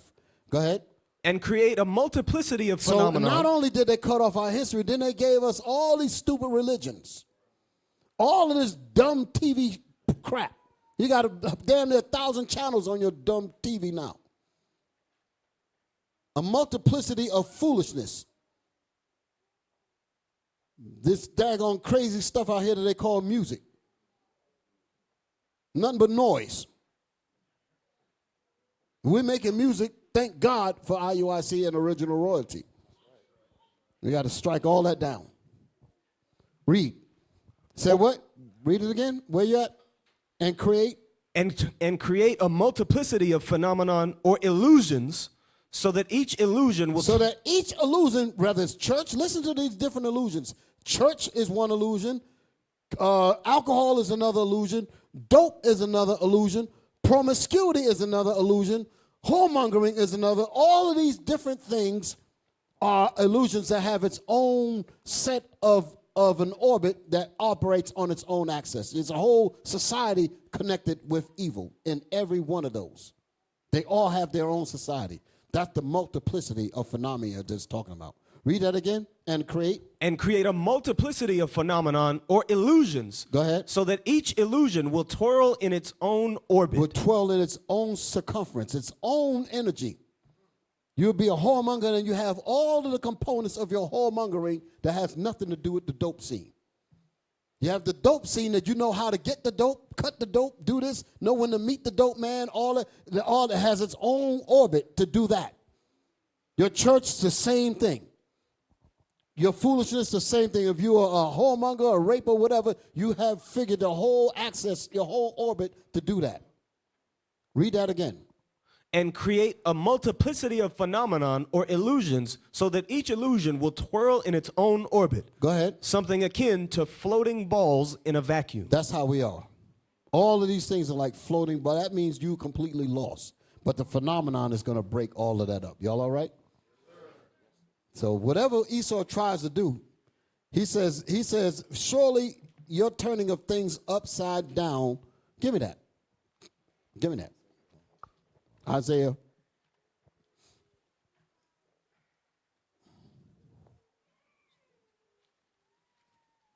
We're going to read the phenomenon now. You got it? Isaiah 29 and I think 15. Come on. Isaiah chapter 29 and verse 15. Woe unto them that seek deep to hide their counsel from the Lord. That's the secret counsel that we were talking about earlier. That seek deep, crafty counsel. That seek deep to hide their plot against the Israelites. Go ahead. And their works are in the dark. And they think their works are in the dark. But the Lord said, but I will reprove them. I will reprove you by setting them up in the latter time of your kingdom. That's where we at now. They notice the time is over. They know it's going down. Read. And they say, who seeth us? Who seeth us? That's what they say. Go ahead. And who knoweth us? Who knoweth us? Surely your turning of things upside down shall be esteemed as the potter's clay. We was a pot of gold. We was that nice vase that the Most High made, and they've turned it into a toilet. That's what they did to us. The Lord said, it's the way you've molded my people into a dunghill and a toilet, it's easy for me to take that same clay and make it back into a beautiful vase again. That's what he's going to do. Surely your turning of things upside down shall be corrected. That's what esteem means. Shall be corrected like the potter can correct the clay mold. That's how easy it's going to be for the Lord to fix us. And the Most High is bringing that phenomenon. Y'all all right? Yes, sir. Okay. That's it, right? It's the paranoia of the inevitable phenomenon. The phenomenon is the Bible. And our waking up as a result of this phenomenon, the Bible. Like him? Come on. Put it up there. Yes, sir. Phenomenon. A fact or situation that is observed to exist or happen, especially one whose cause or explanation is in question. How in the hell, that's the cause, how in the hell did they wake up? That's what they're saying. It says, especially one whose cause or explanation is in question. We hid all of their records. We took their language from them. We took their names from them. We took their books from them. We had them in perfect slavery. We did not allow them to read. We destroyed their fathers. We gave them dope. We murdered them. We terrorized them. We dragged them in the streets. How in the world did they wake up? With all of the terror and the hatred that we did against them, how the hell did they wake up? We demand to know what happened. That's what they're saying. Read that again. A fact or situation that is observed to exist or happen, especially one whose cause or explanation. What is the situation that happened? We woke up. 3 days and a half, the spirit of life from God entered into the Israelites. And they lived. And great fear fell upon them that saw us. That's the paranoia. Read it again. A fact or situation that is observed to exist or happen, especially one whose cause or explanation is in question. They are trying to get an explanation to how this happened. Read on.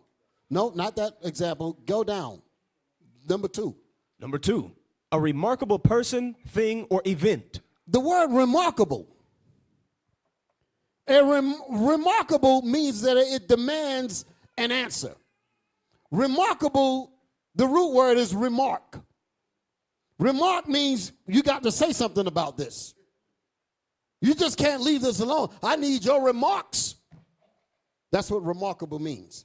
Meaning that the state of us waking up is causing a stir. Read that again. A remarkable person, thing, or event. Or event. The event is the 12 tribes of Israel waking up. Give me the nuts. Come out of this one. There's another one. Another slide. Read that one. Phenomena. An observable fact or event. Jump down, it says an object. An object or aspect known through the senses rather than by thought or intuition. Come down. A temporal or spatiotemporal object of sensory experience as distinguished from noumenon, from a noumenon. None of that's good enough. Guess where I'm going? Go ahead, read on. C. A fact or event of scientific interest susceptible to scientific description and explanation. I don't need none of that. This is the one that I want. 3A. 3A. A rare or significant fact or event. Read. B. Plural. Phenomenons. An exceptional, unusual, or abnormal person, thing, or occurrence. The occurrence was we waking up out of sleep. That's the phenomenon. A rare, they did not expect this to be the case. How in the hell did you wake up? Who learned you, Mim? Who learned you? How many of y'all seen Mandingo? So-called slave master walked in there and saw them reading the Bible. He said, "What are you doing here, Mim? Let me see what you got there." He had a page that they had written the scripture down. They were in there reading. "Let me see what you got there. Give it to me, Mim.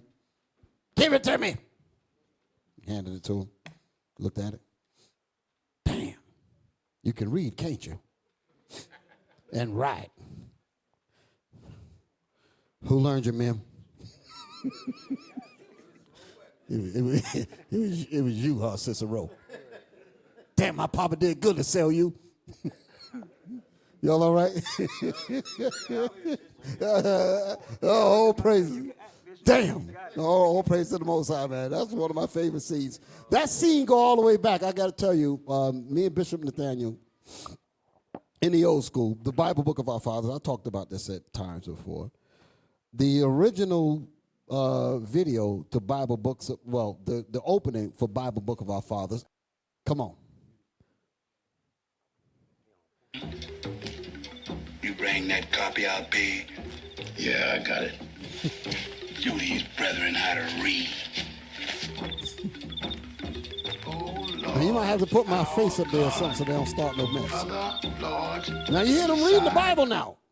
He said, now they're reading. It's going to pop up. It's going to show you what, because this is exactly how we did it. If Bishop is watching, he will remember this is exactly how we did it.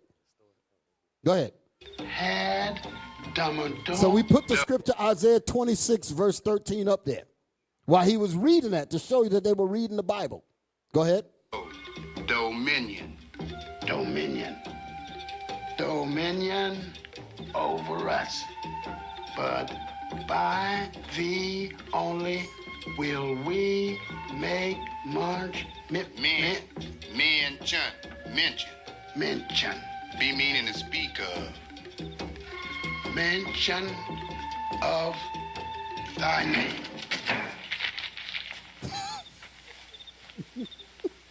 Yeah. What are you doing here, man? So you see, he was walking up. Thank you. He was walking up on it, and he tiptoed, hearing him out the window.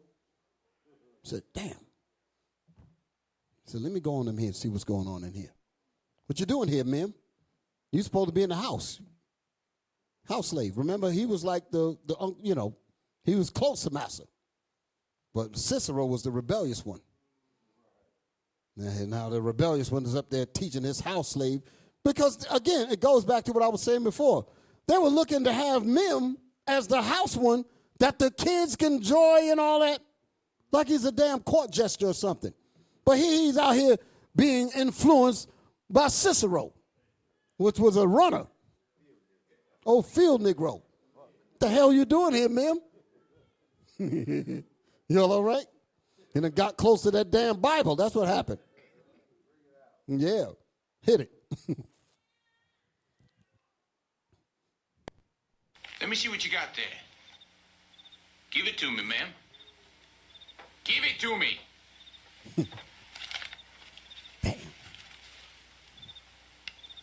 Damn. You can read, can't you? And write. Who learned you, ma'am?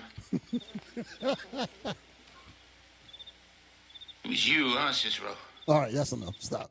Well, now, They hang them. I didn't want to get no strike or nothing, but they hang them. You know. And what he said here, I know this is the part that everybody wants. I think I got to do it. I got to do it. I got to do it. So now they got Cicero now. Now they got him now. Go ahead, play that daggone thing, man. Shoot. Well, I tell you, man, going back, I'm reminiscing, man. We used to have such a good time on that show, man. Bringing that stuff out. We did a lot of shows up there. But go ahead, man. Yeah, man. Hit it. Perhaps I could have got away on beat for you catching me. Now that's Ken Norton. You remember that. You remember that all day. You killed me. You remember that. You killed me. Stop. Let me explain what's happening here. Ken Norton was like a hound dog. That's what he said. He said, wait, you going to grab me and hold me for the peckerwood like you some old hound dog? He tell you to go fetch and you go fetch? You realize that you catching me, you going to kill me. Perhaps I could have got away on beef for you catching me. You remember that. You remember that all your days. You kill me. Niggas like you prove what the peckerwood say. We're just beasts. The damn words were tearing his ass up while he was listening to him too. Go ahead, play that thing, man. Peckerwood say, we're just beasts, willing to do anything, kill each other. No mind, no feeling. Shut up, nigger. Stop. He said, don't be speaking. Your words is getting to my slaves. He might listen. He mess around and do like you. They ain't have nobody for my children. Stop that. Shut up that noise. Stop that telling that Bible, waking up these slaves. Go ahead. No, man, no, man. You missing the words. Come on, get that daggone button thing. Shoot. At least I ain't gonna die like you gonna die, like a slave. I ain't giving no lifetime of misery and sweat to this peckerwood. I'd rather die than be a slave. You peckerwood, that's right. You peckerwood was oppressed in your own land. Stop. How the hell did he know that? He been doing some reading. He knew history. And Edom said, where the hell he learned that from?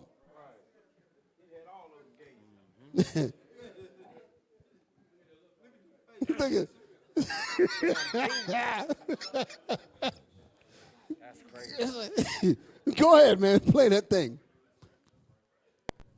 And you brought us here. Hold it. Back it up. You missed something. Don't miss nothing. Come on, right there. We was free.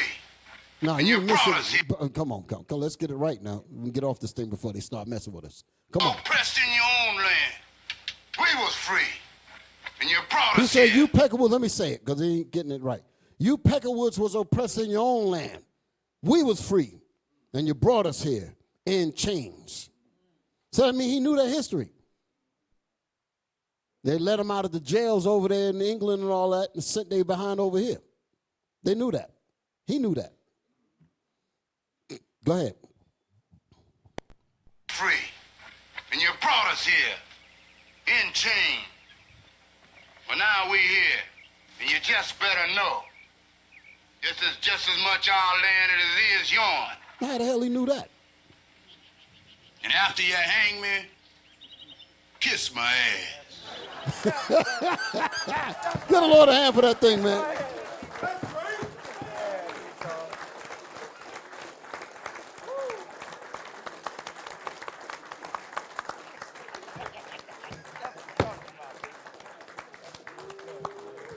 Make my teeth white. You ain't got to go to the dentist, huh? Right. Shoot. Y'all all right? Yes, sir. Lord have mercy. All right. That's enough of that. They ain't mess with us, at least not yet. So we got the phenomenon, right? We dealt with that. We brought that out. Now give me paranoia. Here we go. Paranoia. This is Esau now. Because, again, we're waking up. Go ahead. 1. Unjustified suspicion and mistrust of other people or their actions. Why call us a hate group? It's an unjustified label, but we understand why they do it. but it's wrong. It's totally unjustified. We got programs of trying to save our people from all kinds of different things. Thank God for the Lord working with us in IUIC to be able to do so much good for our brothers and sisters that are suffering all kinds of stuff. But we're not getting any real accolades from, and it's understandable. They're not going to praise us for taking slaves out of their clutches. We're not looking for it. So I understand it. I understand the paranoia, but I'm just exposing it for those that don't understand it, that think that might think that we might be wrong in our assignment of them being the devil. Read. Number 2, the unwarranted or delusional belief. Read that. Yeah, I like that, but read that one again. Number 1, unjustified suspicion. Unjustified suspicion. He's a thief. He's a robber. Unjustified suspicion. I got to tell the story. I was going to say it earlier. When the guy asked Mim, who learned you, I was reflecting something that happened to me in New York many years ago. I was called to go to jury duty. You know, you got to do that. So there wasn't no getting out of it, and I went. But I never got to serve. Why? Because of the words that I said did not jive with the people that were there. And I wasn't trying to be belligerent. This was like my first time dealing with it, and I did not know that the law said that even, because I had just gotten this new job at this, this electronics store. I was going to be selling electronics. And I wanted to do the job. And I thought that, and I had just gotten it, and I thought that if I was being taken off that I'll lose it. So I was like, I don't want to do this. And then I hear other people talking about, man, just go in there and say you're going to let everybody go, you know. But listen, I ain't convicting nobody. Because they put you in the jury box, right?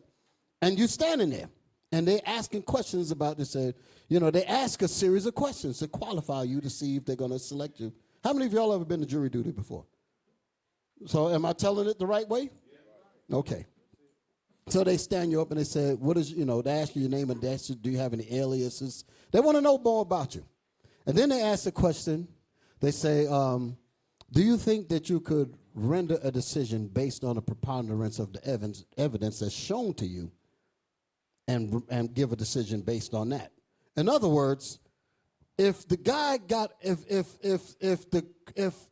does not have a good lawyer, the guy that's trying to be defended, but yet there's somebody else on the other side that's trying to prosecute him, he got all kinds of power. You might send an innocent man to jail, because I understand that this country ain't about justice at all, which I always had a problem with. I never could understand how these people could really talk about justice and judgment and they're standing on stolen property. I don't understand that. I can't figure that out. How in the hell you got a United Nations building sitting on stolen property with nations sitting down in the building arguing about wrongs that's done to this country and that country, and the damn territory that the building is sitting on is stolen. And you talk about justice. So I didn't understand that. I didn't understand what you mean in God we trust behind the judge. I couldn't figure that out. So I said, I'm going to go with that. I'm going to get out of here. I don't want to mess with this damn thing here. So it got to me. I said, I ain't got no affiliations, no such and such. This was way before anything. This was like I said, years before the truth. And but you know what was funny? I was starting to watch. I was seeing a little bit of the truth on tape, on the public access New York. And so I did learn some. I learned one scripture. I knew enough. I learned what the scripture was. Give me that. Deuteronomy 27:17. I'll never forget it. I will never forget the scripture. Read that. Deuteronomy. This is what happened. I'm going to tell you the story. Deuteronomy chapter 27. Now keep me on the mark, because I'm talking about unjustifiable suspicion, right? Because I'm talking about how our people are being railroaded. That's why I'm going here. So remind me in case I forget.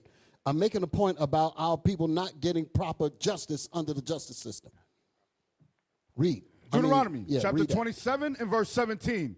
Cursed be he that removeth his neighbor's landmark, and all the people shall say, amen. And all the people shall be in agreement that the person that steals another man's land is a criminal, and he is to be cursed with judgment.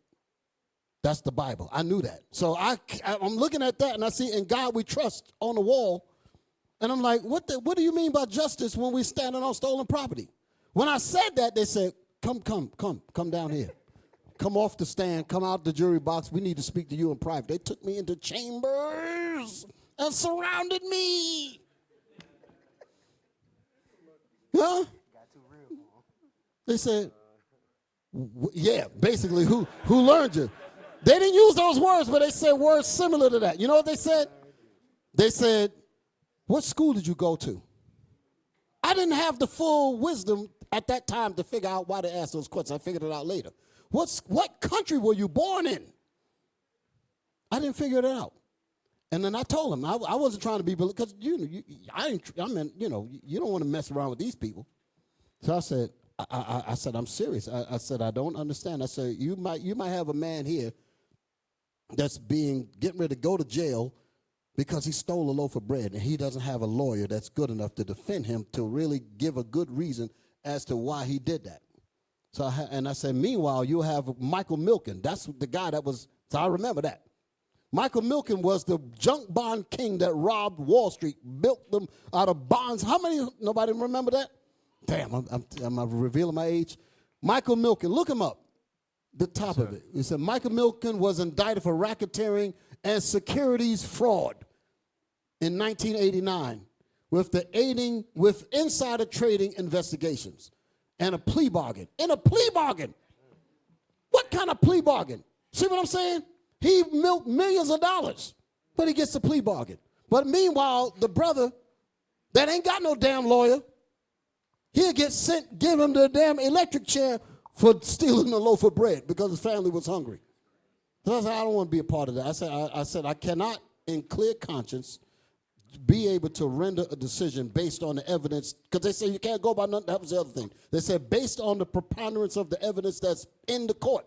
In other words, if you cannot come in with your own evidence, you got to use that evidence. I said, well, if he doesn't have a good lawyer to bring forth the proper evidence that could exonerate him because he ain't got no money, I don't want to be a part of that assassination. I don't think that's the word that I used, but you dig what I'm saying. I said I did not feel comfortable in being a part of that. So they said, this guy, his mind, he ain't going to work with us. And they gave me the piece of paper to walk out. And when I walked out, the funniest thing, all of the people still in the box trying to get out. What did he say? They said, what the did he say? I said, nigga. So I'm going to leave that alone. Y'all all right? But that was a point in that. That was a point in that. Many years ago. Yeah, man, I couldn't understand. All right, where we at? Paranoia. So yeah, the unjustified suspicion. That's where I'm getting this from. Is that, justice is not really proper. So I had a problem with that. So let's get back to what we're actually reading. Paranoia. Come on, like him. Paranoia. That in there. 1, unjustified suspicion and mistrust of other people or their actions. So an unjustified suspicion. You got people like, for instance, black men. And I mean, go to the news media lends to this. Black men are criminals. Don't get close to them because they're going to snatch your purse. Those kinds of things. And it's an unjustified paranoia. We were brought over here as damn slaves, man. You owe us everything. You owe us the planet Earth and a few solar systems. You owe us every damn thing. And you got the nerve to point your damn fingers at us talking about we're a thief.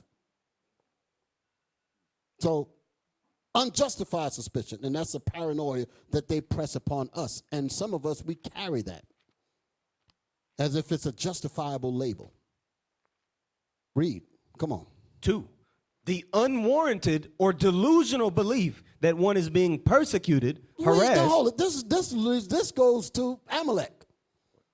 The unwarranted or delusional belief that you've been persecuted. You ain't been through SHIT. Nothing. Only thing you've been through is them damn tunnels raping women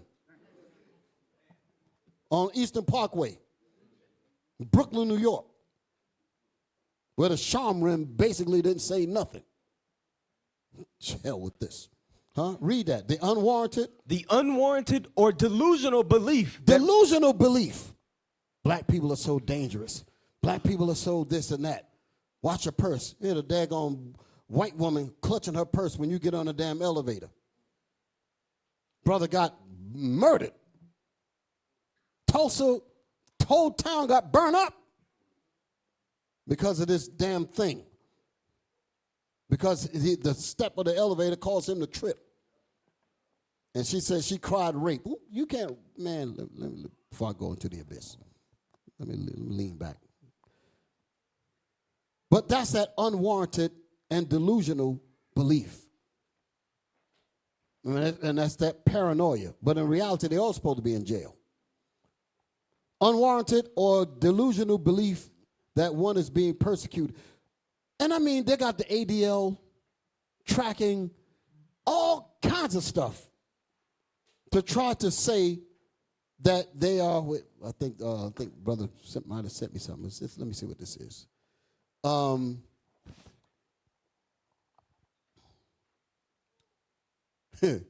Here's a perfect example. Damn. Let me send this over to y'all. Here's an example. Say something real quick. Hey, real quick, let me get Habakkuk chapter 1, verse 4. It's just like you're saying, Bishop. Judgment is not just in this land.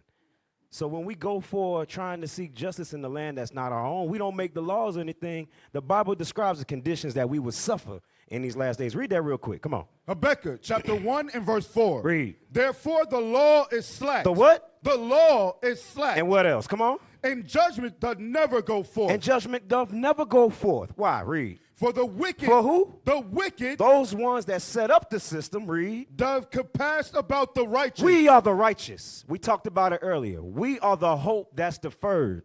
You brothers and you sisters, our nation that's coming out of the slums, that's coming out of the oppression that we're in. Read that part again. Come on. Therefore, for the wicked.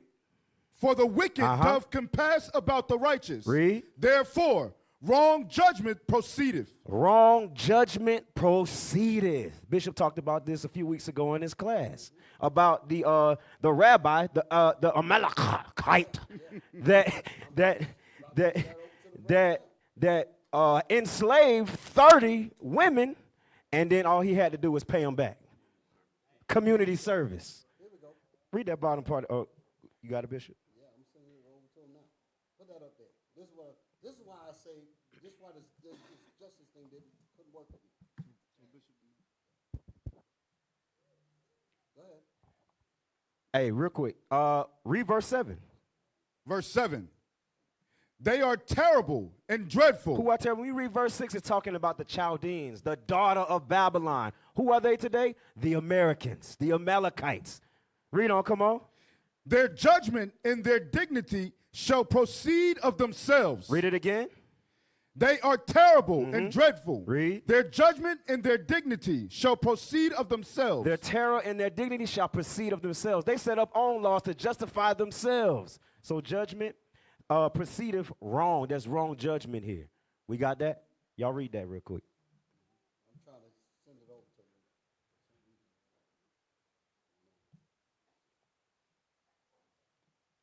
I want them to read this daggone thing. Can't even get the telegram to pop up. Go ahead, say something. Read it. Read what we got right here on the screen. New York Post. The deal came with a cushy sentence. I want the headline. I was trying to get the headline to you. Go to I just sent the picture. Finally, it came through. Check the last thing that I sent. There you go. Hit it. Put that up there. Look at this. And this was decided in a court. This is what we mean by unjustifiable suspicion. House of Horrors. Rabbi takes cushy deal. He takes a cushy deal. This is what I was talking about. A cushy deal. For doing what? After pleading guilty to pleading guilty. Go ahead. To enslaving 30 women. To enslaving 30 women. Now, they allowed him to take the fall guy kind of thing, the scapegoat. In other words, this old bastard is the sacrificial lamb that allowed the real rapers to get off. You tell me that old bastard raped 30 women? He probably ain't did nothing but smell the mattress after they finished.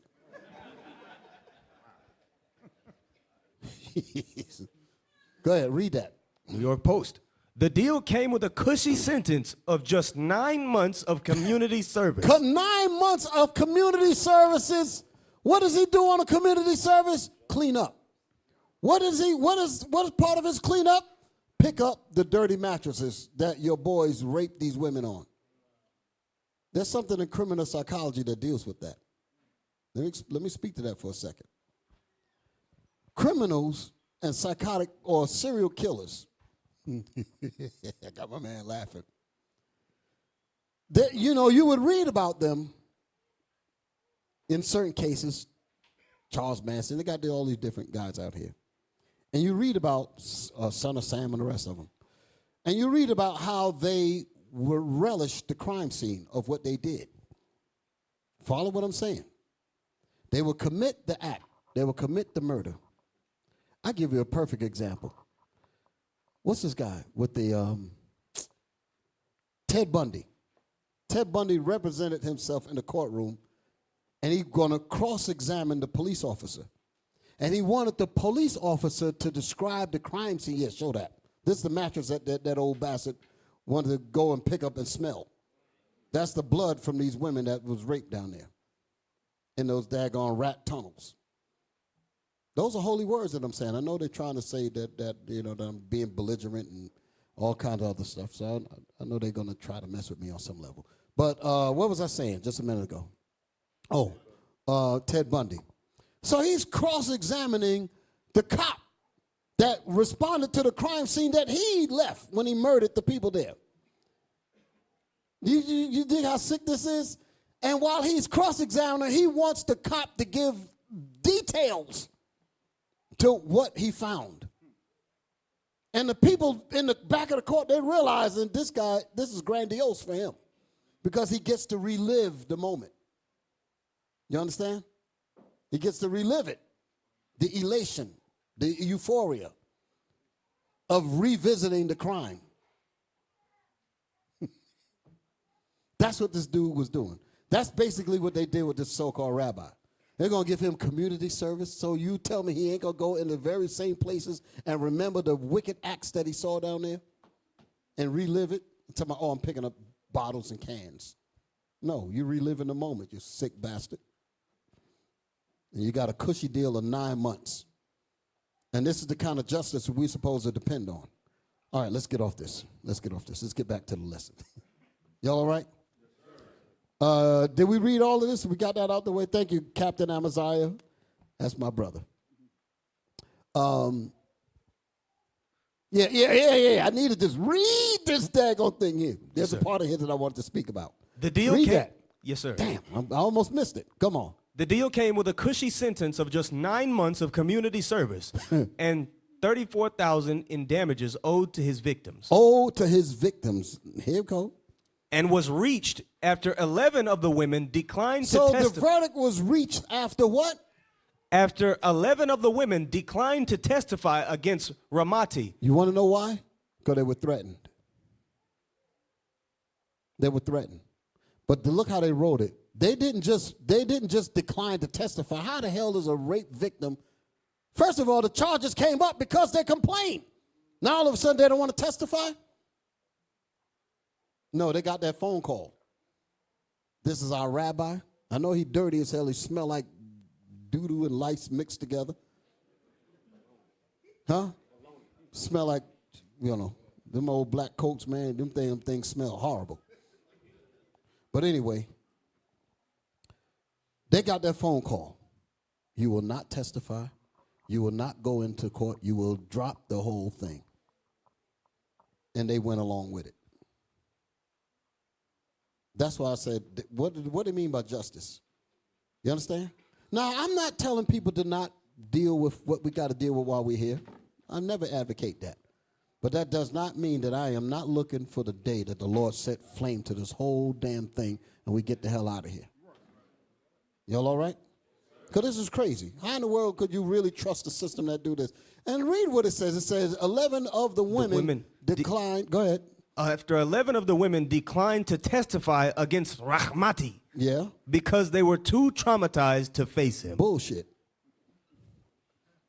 They were too traumatized. So meaning they're going to let this man walk? How do they feel now that he got 9 months of community service for raping them? That's bullcrap. And I don't even know I ain't going to get into what ethnicity these women were, but I'm pretty sure they was us. That's my thought. Y'all all right? Huh? All right. So back to paranoia. Read that bottom part. Paranoia. 2. The unwarranted or delusional belief that one is being persecuted. These people ain't being persecuted at all. Go ahead.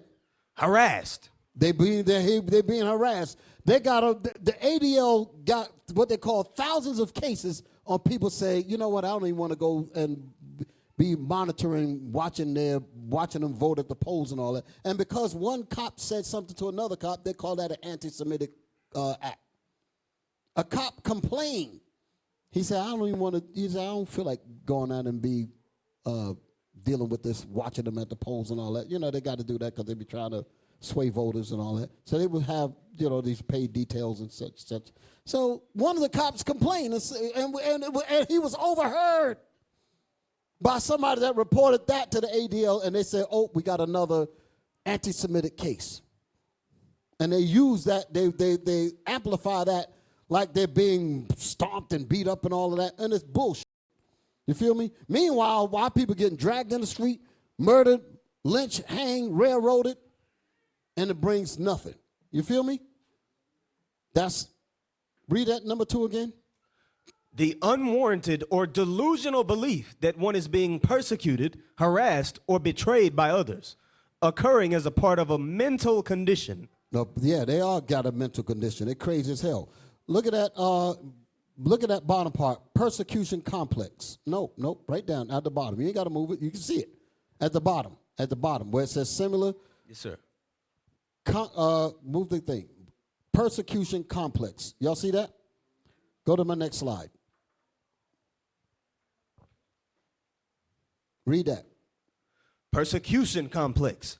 An irrational and obsessive feeling or fear that one is the object of collective hostility or ill treatment on the part of others. That's what they say about us.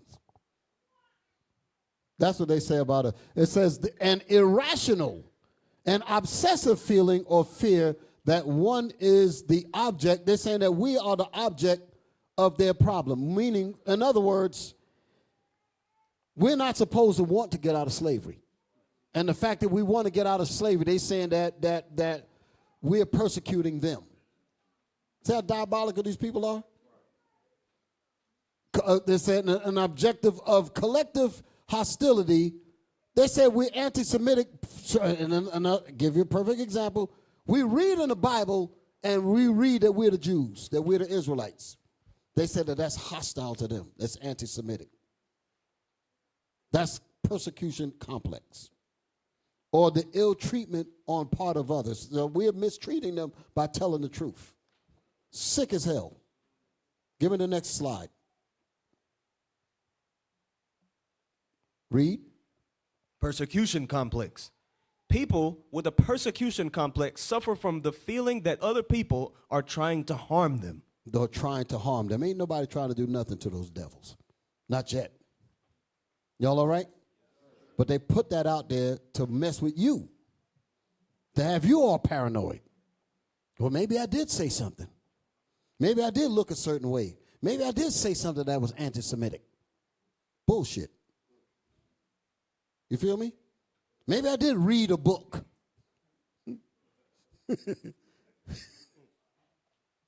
I read a book, and I'm anti-Semitic for reading it. Persecution complex. Y'all all right? All right, let me move on. I'm getting ready to get a little excitement. Give me the book of, Inevitable. Get the next one. Inevitable. Next slide. Read. Inevitable. Secure to So happen. again, our topic, the paranoia of the inevitable phenomenon. They can't escape it. That's what this is saying. It's inevitable. The wake up of the Israelites is inevitable, and it's bringing a serious problem to them. But that's got nothing to do with us being violent and all that other stuff. We're God's people responding to God's calling. Simple as that. Well, it ain't simple, because it's going to mean this whole earth going to pay for what they did to us. Read. Sure to occur, happen. That's what inevitable means. It is sure to occur. This phenomenon is going to happen, just like it is happening.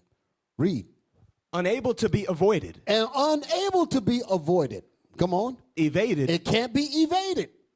Or escaped. It cannot be escaped. No matter how much you try to cover it us, the black, what they call the blackout in the media blackout, ain't nothing you can do, because the Most High is going to make sure that this truth gets out anyway. Read. Certain. It's certain going to happen. Go ahead. Fated. It is fate. It's the fate. You believe in fate, boy? Go ahead. An inevitable conclusion. An inevitable conclusion. It is going to happen, sure to occur, happen, or come, unadulterated, cannot be changed, cannot be altered, unalterable. The inevitable end, to an example, is the inevitable end of human life is death. You can't avoid it. That's the point. So they can't stop what's happening. So it's bringing on a level of paranoia. Y'all all right? And because of that paranoia, we're going to get some persecution. Okay. Psalm 64. Let's read. I'm going to skip some stuff, obviously. It's already past 8. Well, I forgot. We started at 6, right? So I got a little bit of time. I ain't going to go too crazy. But come on. Psalm 64, verse 1. Psalms chapter 64, verse 1. Because what I'm about to read about now is what is this paranoia and great fear is about. 64 and 1. Read. Hear my voice, O God, and my prayer. Preserve my life from fear of the enemy. Preserve my life. This is the same thing that we was reading earlier. Lift up yourselves. Lift up the power against, I'm talking about Psalms 83. Be not thou silent, O Lord. Hear our prayers. Hold not thy peace. Thank you. Okay, so he's saying the same thing here. Read that again. Hear my voice, O God. My point in reading this is to show that our enemies think deep. Think deep. Like I talked about that Rube Goldberg machine, for an example. Read. In my prayer, preserve my life from fear of the enemy. Go ahead. Hide me from the secret counsel of the wicked. Hide me from the secret counsel of the wicked. Go ahead. From the insurrection of the workers of iniquity. From the insurrection of the many workers of sin that's comes up with all kinds of ways to keep us in sin. You cannot imagine the different think tanks of discussion and thought that's put into making sure that all of us are involved in sin. To your phones, to your computers, to your music, movies, everything is designed to keep the 12 tribes of Israel in sin. Because if we're in sin, God is not going to deal with us. Read. Who whet their tongue like a sword. Who speak evil against us. Go ahead. And bend their bows to shoot their arrows. That's what they do. Go ahead. Even bitter words. Even bitter words. That calling us nigger and calling us out our name. Read. That they may shoot in secret at the perfect. We're the perfect, and they're shooting at us with lies. They're shooting at us with slander. Shooting at us by everything that we try to do to have something to put against us to keep us from prospering in our endeavors to wake up the 12 tribes of Israel. There's always some kind of thing that they come up with to try to stop the progress of the nation of Israel. Read on. Suddenly do they shoot at him and fear not. They encourage themselves in an evil matter. Go ahead. They commune of laying snares privily. They commune. That's that counsel again. They commune in laying snares, meaning traps, in privacy. That's what they're doing. In privacy, they're having these discussions. So we're the subject of all their thoughts. Go ahead. They say. That's how significant we are. Run around here thinking that we're insignificant. You out of your mind. Go ahead. They say, who shall see them? They search out iniquities. They accomplish a diligent search. A diligent search meaning I need to know everything about these people and make sure that they have no connection to their historical base, like we were reading earlier. But they know all about us. They know who they have in captivity. They know that. And they know what not to allow us to get close to. Even to the point where they had segregation in the classrooms. They said, well, we can't have the black kids and the white kids in the same class. And you thought it had to do with skin color. No. Because they're out in the sun trying to get your color, so that ain't the problem. The problem is that they can't have a discussion about you with you sitting there. That's what that's about. Read. Both the inward thought of every one of them and the heart is deep. Is deep, deep. They think deep. Like I said, their mindset is on another level. Like I was making that point about how they think. And that's how they roll. We understand that. God have them that way. But the Lord said, I built you up, Pharaoh. I gave you the power for you to for the people to worship you as you some kind of God or something. I the one that gave you all this power and the weapons and all that. So when I destroy you, the whole world will know that I am God, and besides me there is no other God. That's what he did to ancient Pharaoh, and that's what he's doing to this modern day Pharaoh right here. That's in Romans 9, the 9th chapter. You can read about that. Read on. Verse 7. Mm-hmm. But God shall shoot at them with an arrow. Go ahead. Suddenly shall they be wounded, so they shall make their own tongue to fall upon themselves. They shall make their own tongue fall upon them. So this is how the Most High deals. He'll make them tell the truth because they think they're going to keep it among themselves, but we end up getting it. We're about to show you something right now. Read. All that see them shall flee away. All that see them shall flee away. Now, here we go. Now the Lord is bringing out the truth that a tyrant once tried to keep hidden. The tyrant is this Puerto Rican tale that I read from this book often. Go to my books. It's coming away from all of this. Now we're getting ready to get into some books now. What is the tongue falling upon themselves? Show that. This is a book called Imperial Rome.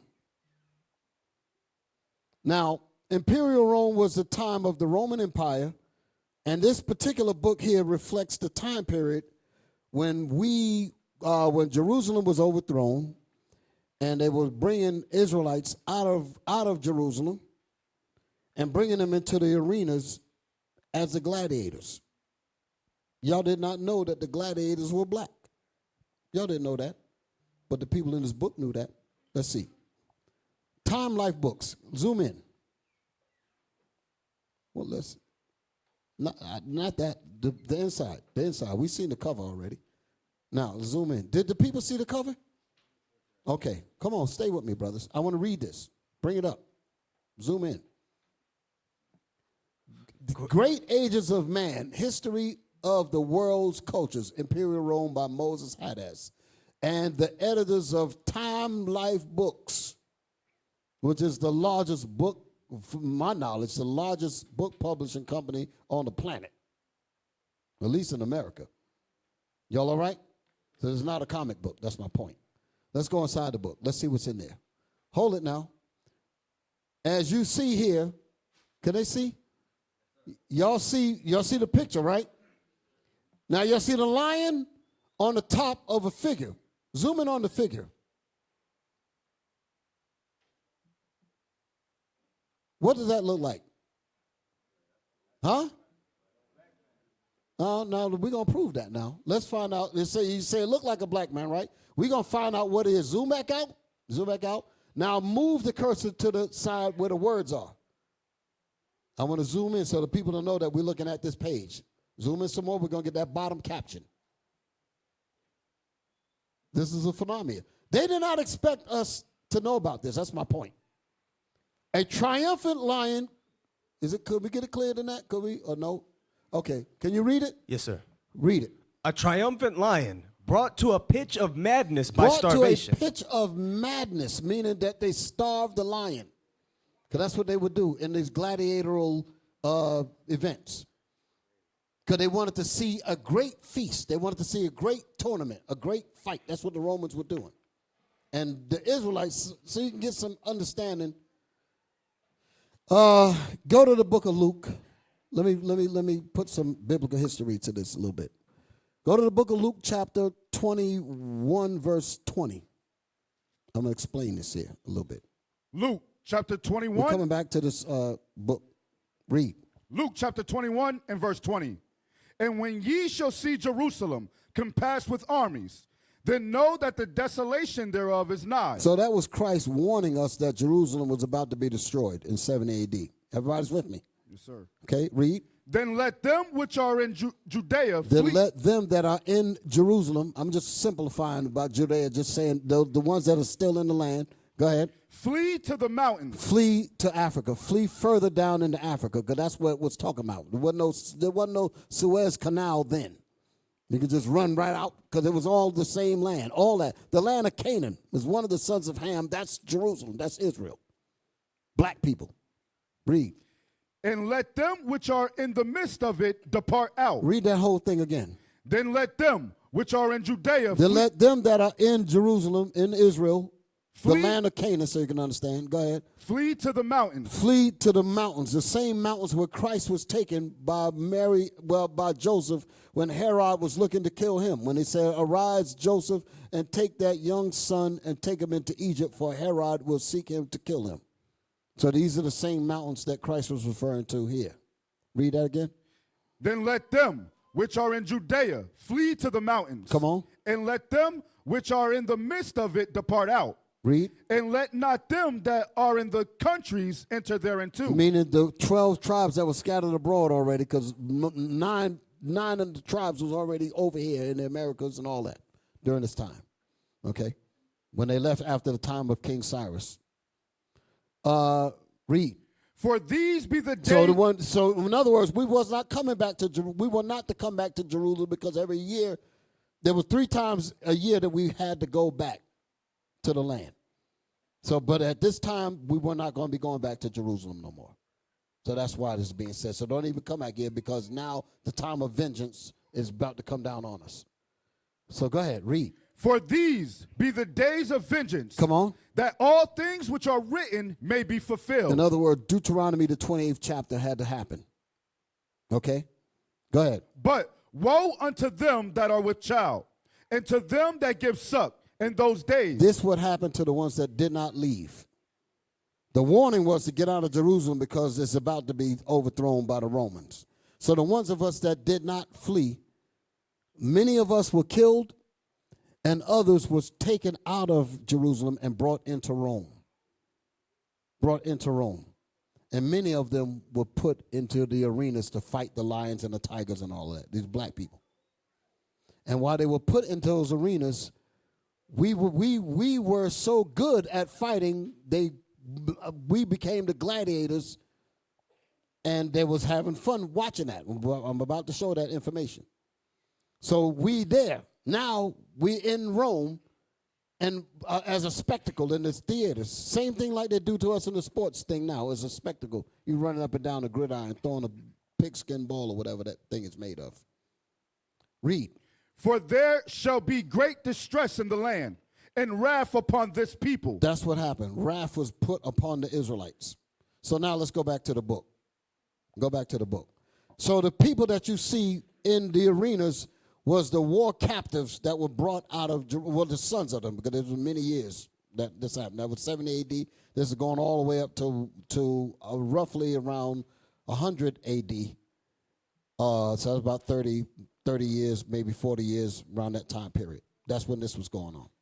Okay, let's go to the writing here. Let's read that again.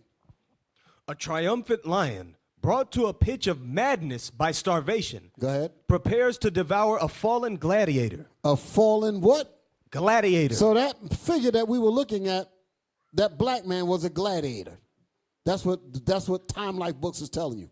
That's the reason why when you watch the movie Gladiator itself with Russell Crowe, they had black people in there, because that's who the real gladiators were. That's why they put that in there.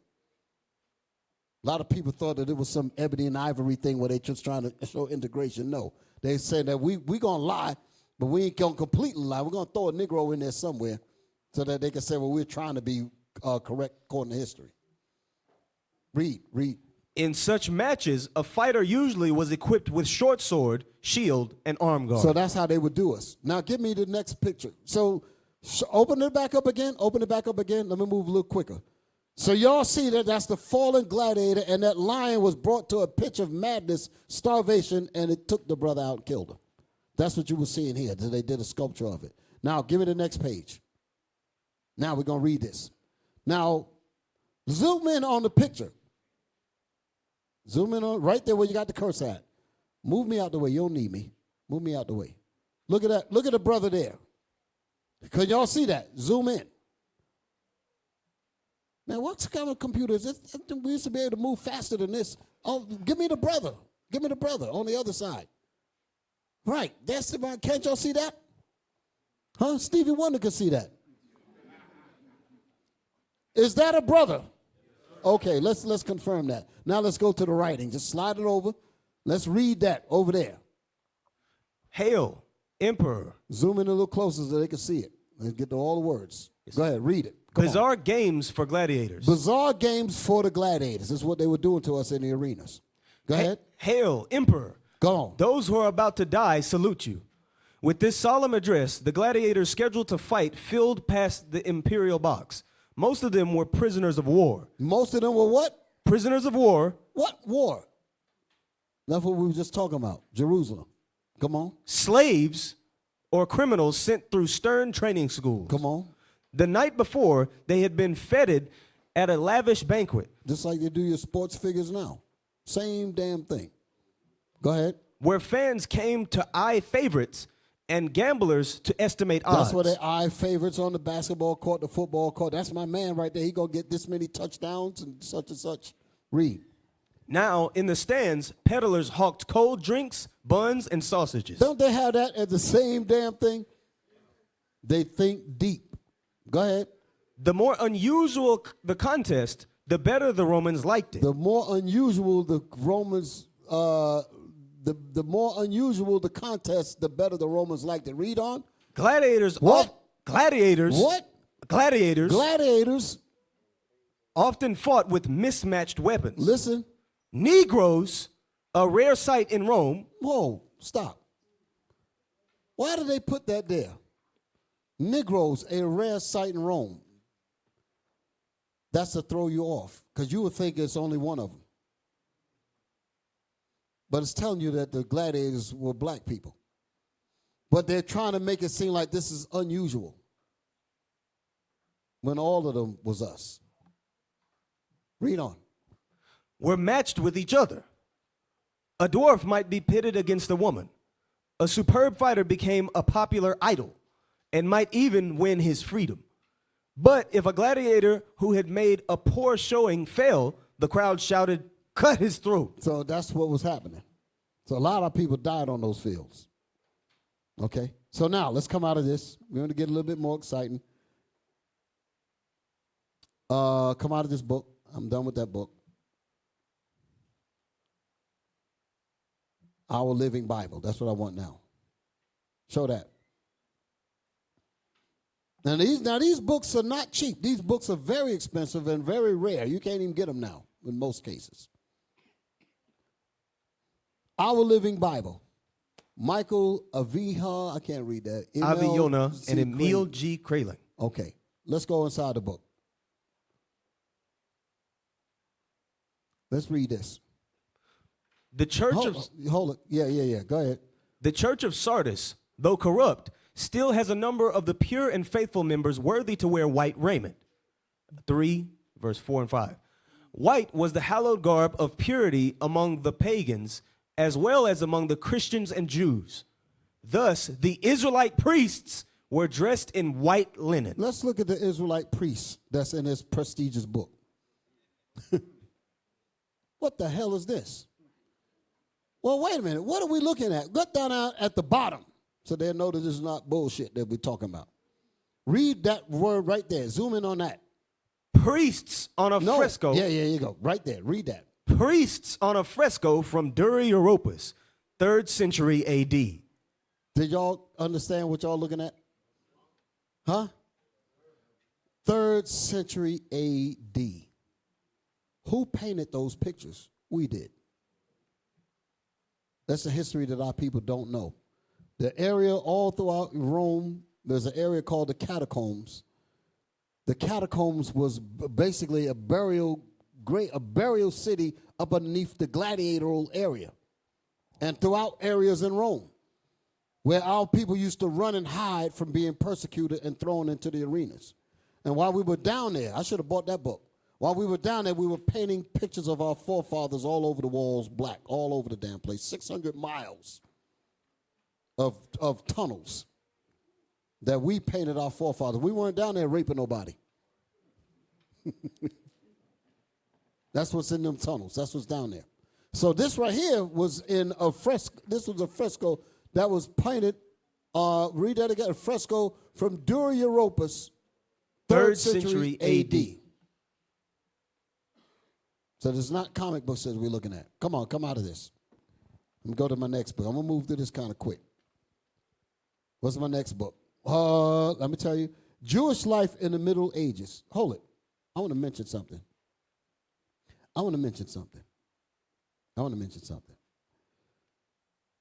Now that the Lord is bringing this truth out, like I was saying earlier, and this man is the Most High is causing this man to fall upon his sword by telling these truths out here, revealing this history that he did not think we would figure out. I want to ask y'all a question. Why would the rulers of this society label a section of their history the Middle Ages if he didn't have any idea when the ends were? How could you do that? How could you determine the middle if you don't know the ends? If you don't have any idea of the ends? How could you say that such and such a time and such a time, we're going to call that the middle? How could you do that without having some semblance of information that suggests where the end is? No, I don't need a bomb. I'll let the bomb go off in their head. Put the book up there. Jewish Life in the Middle Ages. So it is an actual term that they use. The Middle Ages. Now, when we read in Revelation, it says, for the devil is come down unto you because he knoweth that he has but a short time. He knows the records. He knows. He don't have the exact number. Nobody does that. But we know we're in the time. Can you dig it? But let's see what was happening in the Middle Ages. Jump down at the bottom. There's a figure. See that figure there standing there with the... Well, you can see that's not a Caucasian at all, right? Jewish life in the Middle Ages, black.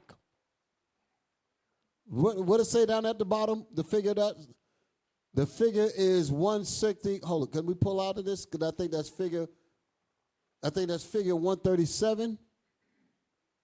Yes, read that. 137. About 1460, a piece of Gothic furniture hold it. A piece of Gothic furniture. Go ahead. With a projecting cabinet. London. So Gothic, wait a minute. Gothic, the Goths. The Gothics. The German people. There was called the Goths or the Visigoths, you know. Go to, let me see, there's something I need to show y'all real quick. Check. Hey, real quick, get, let me see here. Go to, because it goes along the lines, the wicked, their own tongue shall fall upon themselves. And in that same event, what's going on amongst us is the Lord is revealing who we are. All right, go to Job real quick. Go to Job. That's why it's vital. It's important that we repent, keep God's commandments, and continue to be examples out here on these street corners for our people. All right, Job chapter 36, read verse 15. Job 36:15. Job chapter 36 and verse 15. Mm-hmm. He delivereth the poor in his affliction. What does the Most High do? Delivereth the poor in his affliction. So when all these truths start to come out and we start to begin to repent because of the leaders that came before us, they showing us who we are, the commandments of God, our true nationality. You can't, it's unrefutable, it's undeniable You won't be able to refute or resist this truth that's coming out. Read on, read on. And openeth their ears in oppression. And God openeth our ears in oppression. And that's why fear comes upon these nations. Fear comes upon them because we're standing as men. We're standing as that army of God who we are. And they can't refute that. They can't change that. Absolutely. Now we're bringing out some more information. Put that up there. You can cut the time off. That was when I snapped it. Who are the Goths people? Read. The Goths were a nomadic Germanic people who fought against Roman rule in the late 300s and early 400s AD. So we're talking about black people. Let me just make it plain. We were ruling during this time. 193 AD, that's when the gladiators and the black Jews that was there overthrew the Roman Empire under various Septimians. So we were wicked as hell during that time, but we still were black, and we overthrew Rome. That's when Rome fell up under black rulers. Okay?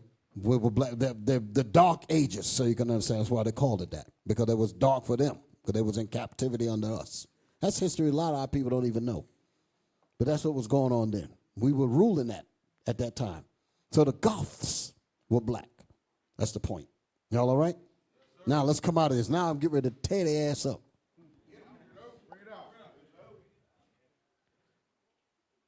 Give me my next book. Still thinking about the Goths. Okay, whoa, yeah, zoom in on that so they can see. Zoom in on that because that's the picture that we were looking at. The proof, because this was the Gothic thing that we was reading about earlier. Look at that. Is that a black person? I don't know if that's a woman or a man, but you can clearly see that's a dark brown, huh? Yeah, I can see that. Right. Black. Y'all clearly see that, right? Again, not comic books. Now, come out of this. That's the Gothic furniture style thing there. Come out of this, go to my next book, right there. Show that. Now they got this Edomite on the front. The hell with that. But what I want to do is zoom in on the words in the top right corner. The Oxford. The Oxford Illustrated History of Medieval Europe. Oxford. You can't get more prestigious than Oxford. So Oxford knows something. Let's see what they know. Pull it out again. Go out. That's the book. Let's go inside the book. Let's see what we're going to find concerning the Goths. Now, I wanted to get the whole page first before I zoomed in. The number of the page there is what at the top? So that people can make reference to it. 176. Now, let's pull out. Now let's move to let's keep it like that. No, don't stop. I want them to know that we're in the same book. Now just move over to the other side with them pictures there. Right there. Zoom in on the bottom. Let's get the words.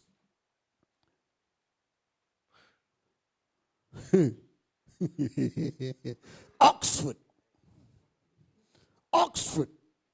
Captain Carr, you with me? The Oxford Illustrated History. Read. These remarkable windows. Remember that word remarkable? You can't pass by these windows and not talk about it. Remarkable windows. Of what? At Augsburg Cathedral. At Augsburg Cathedral. Go ahead. Date from about 1100 and depict the prophets Daniel. Depict the prophets who? Daniel, Hosea, and Jonah, together with King David. In Germany. What the hell? In Germany. Read. They survived from a cycle of 22 figures portraying the heavenly Jerusalem. They survived from a cycle of 22 figures portraying the heavenly Jerusalem. So it's many windows. This is just this one panel with these brothers on it that was put up there by us. Go ahead. Portraying the heavenly Jerusalem and remind us that fine windows were not an invention of the French Gothic style. So there you go again. The Goths. Now let's look at the pictures. Come up. Look. You got Daniel. Zoom in. Let the people see that thing. You see the name Daniel. Do you see the color on him? Move to the next one. That's Hosea, right? Yes, sir. What it say at the bottom? Hosea? Yes, sir. Yes, Hosea. You see that now? They probably started wiping the. You're going to find out that they were washing the images down. I'm going to prove that. Exactly. They were washing the images down. Y'all might be thinking I'm just talking out my behind, but watch as I continue to go through these. You're going to literally see that that's what they were doing, wiping down the pictures. Why? This is the work that they did. That's why I was saying a lot of work was done to destroy us. So that's Hosea. What's the next one? Who's this? That's Jonah. That's Jonah. Look at the brown color. Look at the beard in the face. You can clearly see that color was there. There ain't no white folk. These are Jews in Germany. Black. Painted on the windows. The remarkable windows of Augsburg Cathedral. The next one. King David. On these remarkable windows. Yeah, you got to remark when you see these windows. Okay, come out of that. I'm going to have some more fun. Come out of this one. Oh, here's another one. Show that. Another book from Oxford. The Oxford Illustrated History of the British Monarchy. What the hell is in this book?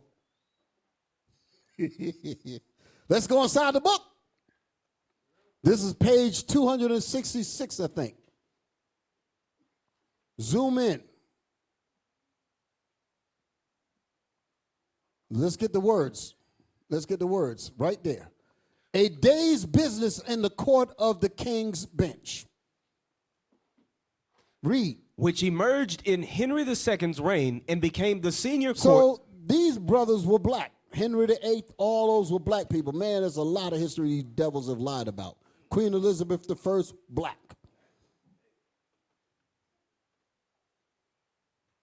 Go ahead. And became the senior court of common law.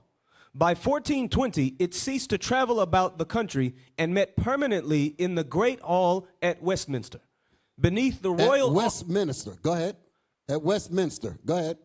Beneath the royal arms, 5 justices are shown presiding. Let's look at the justices. The 5 justices, look at them. Hold it.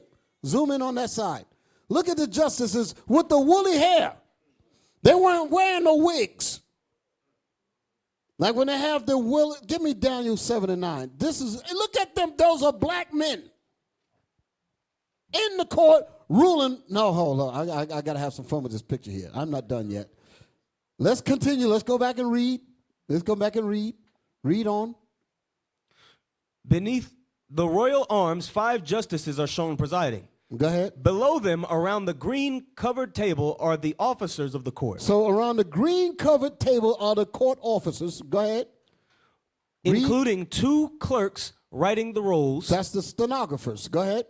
Of the 2 ushers with staves, one is administering an oath. Go ahead. The prisoners are marshaled in chains to appear in turn at the bar of the court. Let's look at the picture. Let's look at the prisoners. Come down. Hold it. You said those are court officers. Come down. Now they whiten them up. But look at the prisoners. Come on. Let's move it. Get the legs. I want to see the chains on them. Dig at the chains. Look at the bottom. Oh, look at the Esau. Chain the hell up.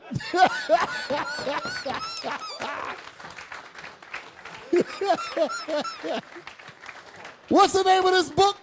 The Oxford Illustrated History of the British Monarchy. Oxford. Chains. So the persecution complex is going to come because we actually read this. We actually read this. Come out of this. Having some fun, right? All right. What's my next book? Spain. Spain. Hold it. Is that the one I want?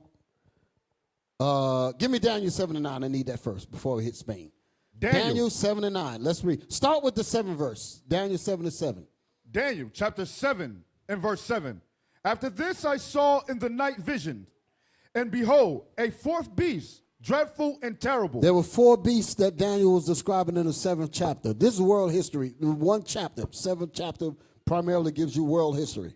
The major empires that ruled, like the Babylonians. Then after the Babylonians came the Persians and the Medes. Then after the Persians and the Medes came Greece.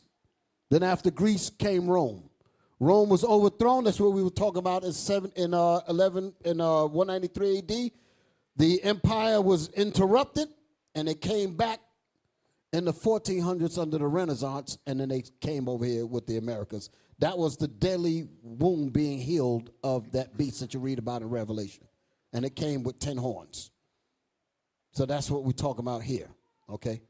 So that fourth beast is Rome, and the extension of Rome is America, where we're at now, waking up, and it's causing great paranoia. Where am I at? Read that. Come on. Verse 7. After this I saw in the night's vision, and behold, a fourth beast, dreadful and terrible, and strong exceedingly, and it had great iron teeth. It devoured and brake in pieces, and stamped the residue with the feet of it. And it was diverse from all the beasts that were before it. This is talking about a Rome which brings up into America. Go ahead. And it had 10 horns. And it had 10 horns. What verse you in? Verse 8 now. Yes, go ahead. I considered the horns, and behold, there came up among them another little horn, before whom there were 3 of the first horns plucked up by the roots. That little horn is America, and the roots that the 3 that were plucked up was the British, the Spanish, and what was the other one? Then the French. They teach you that in American history. Go ahead. And behold, in this horn were eyes like the eyes of a man. But why did it say that? Because they had the Israelites in it. America got so famous because they had the 12 tribes of it. They had mainly the so-called Negroes, and robbed us of the inventions and all our culture and everything. That's the reason America is famous all over the damn planet, because of the slaves that made us so great. Go ahead. And a mouth speaking great things. We're going to go to the moon. For an example. A lot of the daggone inventions came out of this damn country because they stole them from us. Black inventors of America. They got books that tell you about that. Whatever inventions that we had, that we created and invented, and if we were still in slavery, we were considered the property of them. So whatever we created, they took credit for it. Go ahead. Verse 9, I beheld till the thrones were cast down, and the Ancient of Days did sit. And the Ancient of Days did sit. That's God. God sat down. God had a body. That's the point that it's making there. If he sat down, he had a body. The Ancient of Days, God. Go ahead. Whose garment was white as snow. If he had a garment on, he had a body. Somebody ain't no image. Go ahead. And the hair of his head. And if he had a head with hair on it, he had a body. He wasn't a puff of smoke. Read. And the hair of his head like the pure wool. So that verse represents judgment. With the pure wool, that's the reason for the woolly hair. The thrones were cast down in judgment. Read that 9th verse again. Verse 9. I beheld till the thrones were cast down. Go ahead. And the Ancient of Days and God sat down to judge. And his hair was woolly. White and woolly. So they took that, and that's why they have that with the barristers of London that they talk about, with the woolly wigs and all that, because it represents judgment. A lot of people look at things and don't know what the hell they're looking at. They got that from here. But we didn't have to put no damn wig on. The woolly hair is ours. Right. That's what the British monarchy in medieval, the Oxford Illustrated History of the British monarchy showed you. Now let's go to Spain. Then we went from Rome, we went to Germany, now we're going to Spain. Get your passport. Let's go. Spain, history. That's the name of the book, A History in Art, Bradley Smith. This is a big-ass book. It's heavy as hell, too, huh? You got this book. It's big as hell. Yeah. I remember me and Asaph, we were going into Strands and buying these books. Man, shoot, I saw that book. I said, the hell with this. This sucker's going home with me now. Shoot. Paid the money. Didn't steal it. Paid the money. And we were gone. Okay? So let's go inside the book. Let's see what we're going to find. Now, I might have sent, did I send some other pictures along with this one? So I want y'all to look at, so before we go anywhere else, in this writing, they said that these were Arab women. Are the Arabs white people? Look at the hands to show you how these devils are. Do y'all see this? What was she doing? Digging in chocolate? No. Her whole body was black. They washed it down, and they tried to disguise it like her fingers were dirty. Why do you go through all of this? Because you don't want the slaves to know that they're great people. And whitewashing history all over the world. Let's see, I got any other pictures after this? This is what I want to get to. Zoom in on this one. Look, that's Christ in the middle. Now notice how they lighten them up, right? Y'all see that? Now look, go to the pictures in the corners. Go the other way. Oh, that one right there. Zoom in on that one. That one right there. Okay. Notice this. That's good enough. You notice how the brown is around the eyes at the bottom? Look at the hands. The brown. They were all supposed to be brown. They were wiping them down. Y'all think I'm kidding when I say this. I'm going to read something out of these books that's going to show you that they were literally washing down the images. Okay, pull out. Pull out of this. Don't get rid of it yet. Move around. Get that one at the bottom.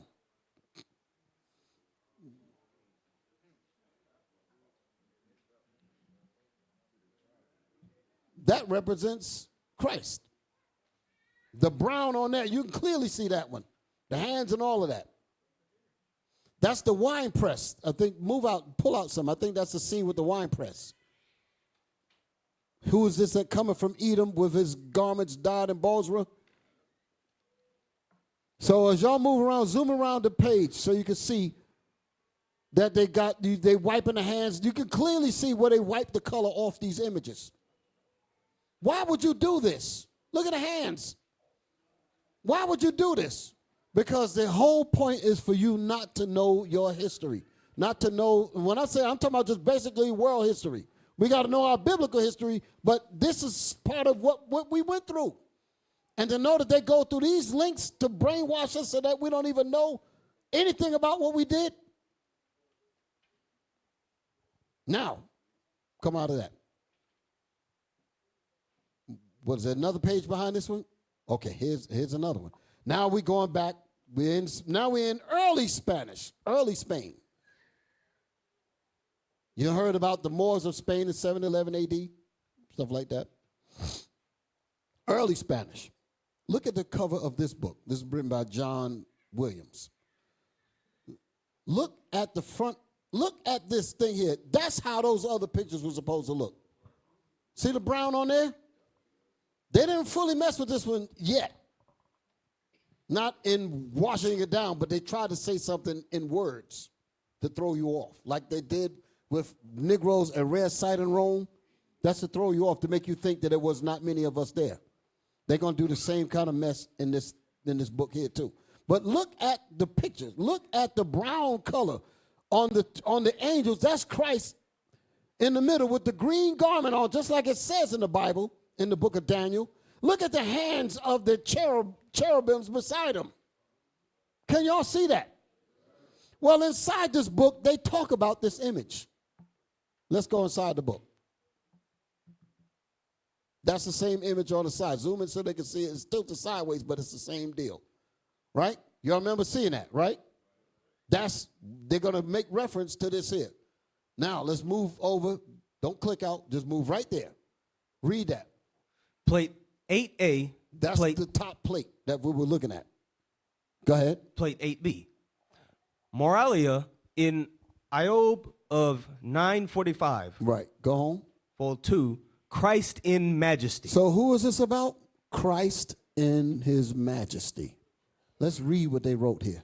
Christ, who's Do I have a darkened. better, did I get a close-up picture of this here? Click, let me see. Is there another picture where I can get this word clearer? Is there another picture? But yeah, there it is. Zoom in on that.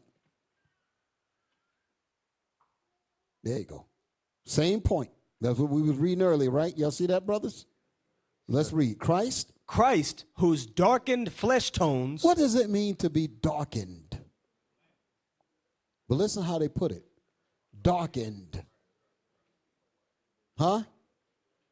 They're saying that they changed it. They're saying that it was changed, which is a lie. Read it again. I'm going to tell you what they were doing here. Read it again. Christ, whose darkened flesh tones now give him an almost negroid cast. So, in other words, if they're saying that his flesh tones were darkened, but if they were not darkened, he would not almost look like a Negro. I think everybody missed it. He was not darkened. They lied. They were painted black.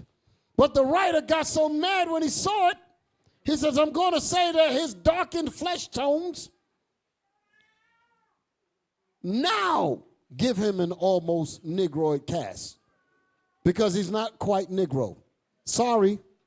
That's what he's saying. You almost thought he was black. I know you thought he was black, but I'm here to tell you he was darkened to make it appear that he was black, but he's not really black. That's what they're saying here.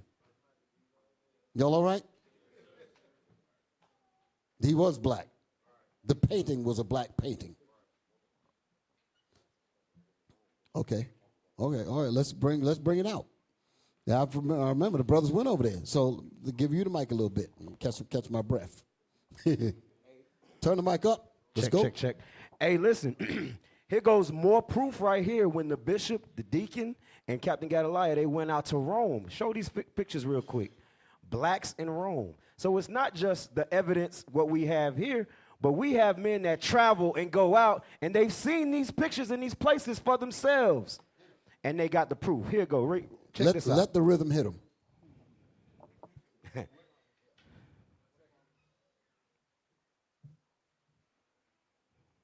Do the first one of the black slave right there. There you go, right there. Look at that. Woolly textured hair. Bishop, it's right there. Go to the next one. Do y'all see this? Now, these are photographs that y'all took pictures of when y'all went there. Come on. What they say? A rare sight in Rome. Lies. Look at that one on the bottom. Come on, what else you got? Go to the other one with the angels. The angels. An angel right there. So y'all actually right went up there and photographed that. Look at the hands and the head again. They ain't seen nothing yet. I'm gonna wind it down. I definitely got to do another part. I ain't get as I always do. Right. Never finish. Bishop, you in the spirit. But I'm going to mention something before I close High. this one out. I'm going to mention something because I ain't going to let that thing slide. I got a lot of stuff that I want to hit y'all with. But there's one thing that I'm definitely going to mention before I let this broadcast go. That's it? No. It's more. Hey, just do them real quick. Yeah, keep going. That's Okay, Captain yeah. Gastonia right there. That's proof. Keep going. Well, let her, yeah. Oh, my bad. Okay. I want them to see it. Now, this right here, that picture there is in one of our books. So when we be telling people that these are not comic books, this actual picture is in the book called Russian Icons, I think. Russian Icons. That's where this picture's at. Damn, look at that. Zoom in on that. Look at that. Huh? So they've been lying about this history. All of this is what they do to keep us down. Don't want us to wake up. Don't want us to know anything about our history or anything. What do we got here? Yeah, they're pretty. That's a black slave following behind a Roman. Yeah. Yeah, I can see that. All right. Any more pictures? All right. Let's get back to where I was at. So we done read this. Come out of this. My next book. That one right there. Show that. The Icon. The Icon is a book that is a compilation of many of the iconic figures that was painted throughout 7 epics all over the European continent. Right? Y'all all right? That's what it says at the bottom. Let's read that. The Byzantine tradition in Europe, Russia, and the Near East through 7 major epics. The 7 major epics. So now, let's go inside the book. Zoom in. This is called hold it. The Icons of Constantinople. Constantinople was the city that was taken back by the Edomites during the time of the Renaissance period. So they had sacked Constantinople, they took back Spain, and they took back Rome, I think. Rome and Spain was taken out at the time period here. So let's read that. And look at this word here, iconoclasm. Come on, like him. Iconoclasm. Venetian looting in 1204 and the sack by the Turks in 1453. That's the Renaissance period. Come on. Are the main reasons why only I want y'all to pay attention to what's being read here, because this right here is going, if you've never seen this part before, pay attention. Read. Are the main reasons why only very few icons have survived in Constantinople proper. Hold it. It says Venetian looting in 1204 AD and the sack by the Ottoman Turks in 1453 are the main reasons why only very few icons have survived in Constantinople proper. So among the looting and the Renaissance and all that, they're saying that only a few of the icons survived in its proper condition because there was looting there. Edomites was looting the art. Go ahead, read. It may seem daring, therefore, to write an entire paper on the icons of the capital. Yet it might be daring to write an entire chapter on the icons of the capital based on just a few pictures. That's what they're saying. Go ahead. Yet the situation is not quite so hopeless as might appear at first glance. In other words, it might not be so bad because we might find more than just a few. So we're going to go ahead and publish this. That's what they're saying. Read. Icons existed not only as panel paintings, but also as frescoes and wall mosaics, some of which have emerged from layers of whitewash. Do y'all see that? Some of these pictures that survived in their proper condition have emerged from layers of whitewash, meaning that these pictures were not touched. These pictures were not whitewashed. So they found some, and we're going to write a whole chapter on those that we found that were not looted, that were not whitewashed by the Edomites that came in with their Renaissance, with Michelangelo, with that fake image of Christ that everybody's talking about. That's the same period. That's when this happened. 1453, 1492, that was when Cesare Borgia, who was the second son, the illegitimate bastard son of Rodrigo Borgia, Pope Alexander VI of Rome. His son was made to pose for the new image of what they gonna call Jesus. His name was Cesare Borgia. It got nothing to do with Christ at all. That image is what people are running around, the damn homosexual, talking about something, this is Christ. And he was a homosexual. That's the guy that they run around talking about in Jesus, on crosses and all that mess. That's Cesare Borgia. It got nothing to do with Jesus. That's the history. That's when this happened, this Renaissance period. That's what they were doing then. So it said what? Icons existed not only as panel paintings, but also as frescoes and wall mosaics, some of which have emerged from layers of whitewash. From layers of the white paintbrush. And I had pictures to show you where they were literally painting over the images. Bishop Shoulder, he got it in a lot of the books that he's been bringing out. Read. To give an undiluted... So what is the purpose of bringing these pictures out? To give an undiluted impression of the highest achievements of Constantinopolitan art. So undiluted means untampered with. Let's see what they're talking about. Let's go inside the book. Next page. Here we go. This is in the same book. What are we looking at? We're looking at Moses. We're looking at King David.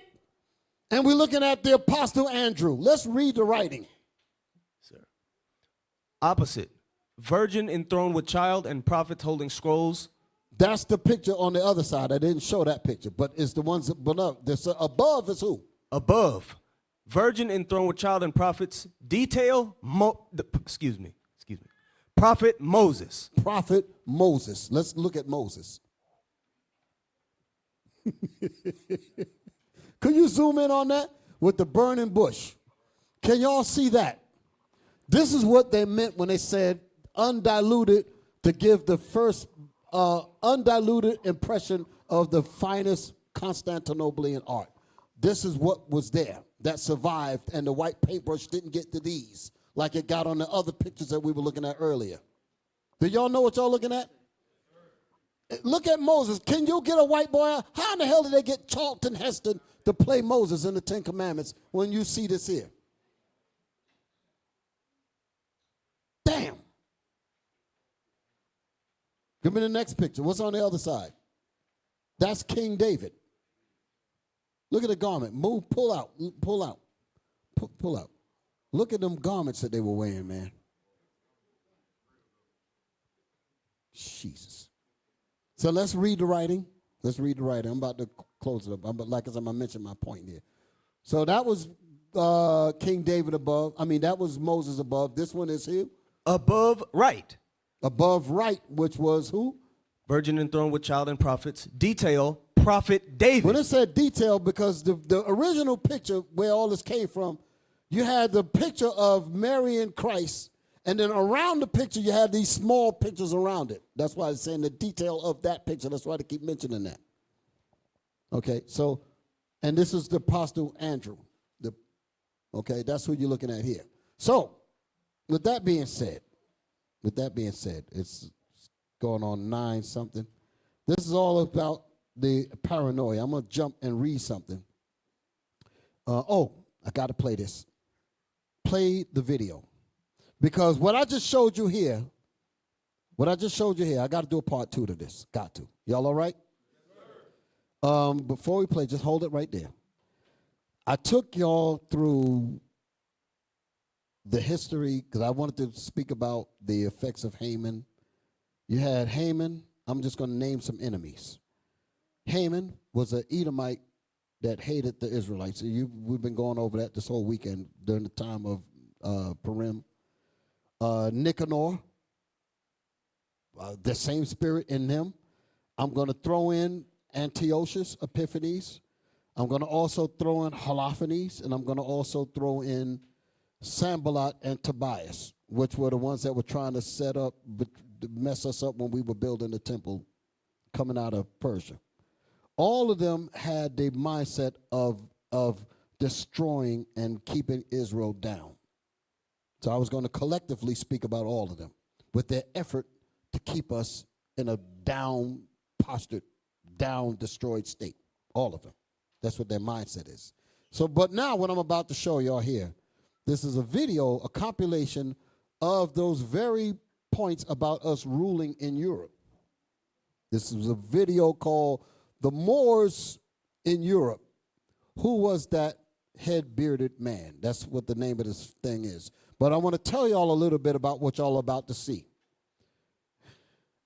I was over there when we went to travel, some of us. You can actually see these, like what you're seeing on the screen. This image is on a lot of the buildings over there.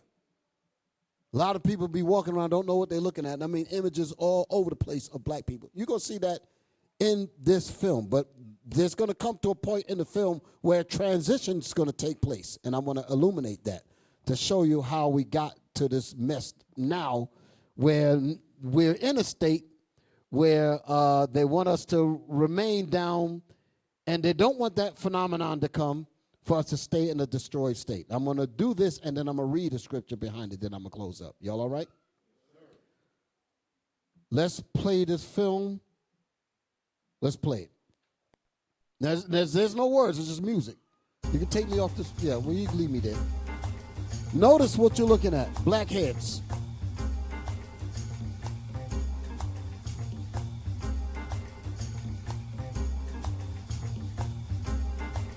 This is talking about in Spain, Germany, all them areas. That's like I was talking about on the buildings. These are real photographs of buildings over there.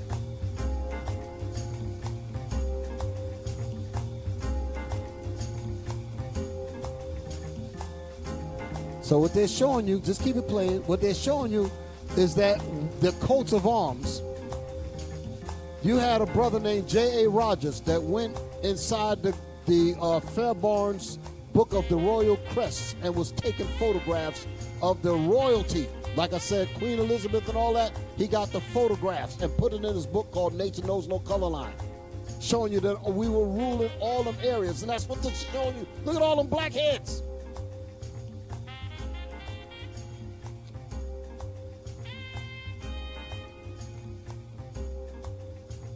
So we were ruling. Like I said, 193 AD all the way up to this time period, all through this, we were ruling all these areas.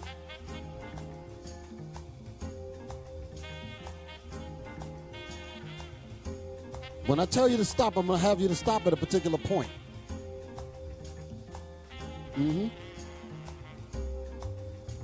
Look, making mockery, taking pictures of it like it's a mascot or something. But this is us.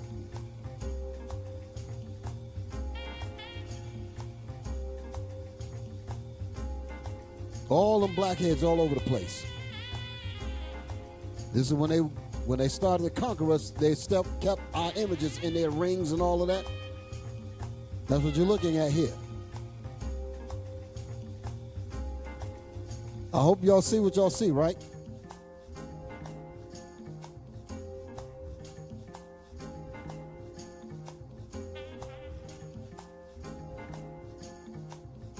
And rings and jewelry. Our images. That's when all them dark paintings that I was talking about all over, we were painting all this time period, we were painting our images all over the place.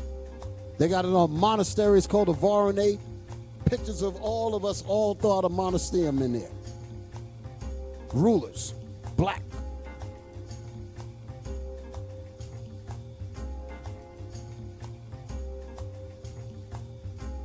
Keep focused.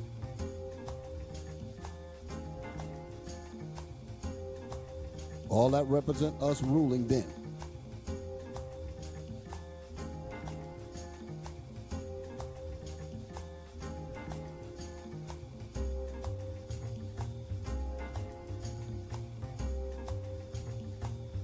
Even got postal stamps.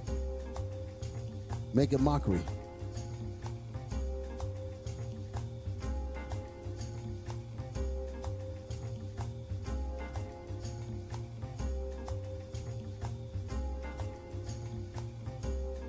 Hold it. Pause it for a second. Pause it for a second. I'm going to send y'all something. I just got, I think I'm going to send y'all real quick. Well, go ahead and play because I'm going to get to a part and then I'm going to stop it. Play on while I get what I'm trying to get. We're almost done. What happened to the sound? Okay. Did y'all get it? Did y'all get something? Y'all got it? Y'all got what Deacon Isaac sent? Okay, all praises. Because I couldn't even get it. I couldn't even open it up. Now, what I want to point out, let's see where we are in the video. So as y'all see what's happening, right? Class, y'all with me? Yes, sir. All of these are the images that show that we rule all over there. So when they got us in captivity, they said we cannot ever let them breathe because they got the power to overthrow us and rule us for 1,000 years. 193 AD, we held down Rome from 193 AD all the way up to 1453 with the battle at Constantinople in Rome. And Spain, we lost Spain. Spain was, most people know about the Moors of 711 AD, But we was ruling Spain even before that, like the Spanish Illumination book showed. So we was ruling that. We were ruling Germany.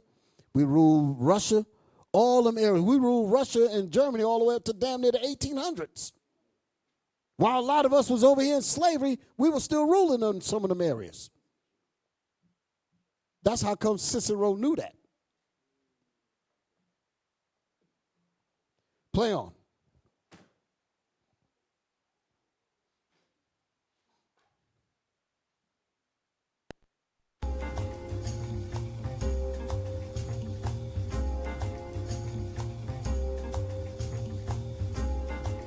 Making mockery again. Go ahead.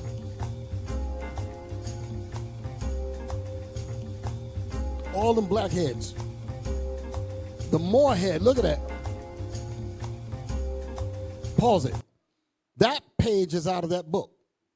What you're looking at there is that scene is from the book Nature Knows No Color Line. Look at all those black heads, and they tell you, if you zoom in on it, I don't know if it's clear enough, it actually tell you noble families of Germany, noble families of Russia, noble families of this and all black heads all over the place. All those coats of arms represent their insignia of their rulership. Play on.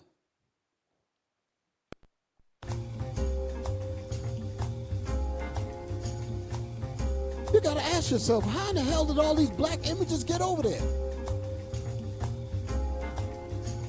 Now, what I wanted to pause, stop. As you notice, the thing that they were wearing over their heads, now it's over their eyes, represent captivity. That's what you're getting ready to look at now. From this point was when they took our areas back. And the white man is ruling over us again. These are the same people that were ruling at the bottom. Zoom in. Can you zoom in on that? Okay. Can y'all see at the bottom? Because it's going to get close as I play on. You see people at the bottom now. Those are the people that once ruled. And now the white man got back in power. That's how he got Spain back. Okay? Overthrew it. Go ahead. That was the Renaissance era. Go ahead.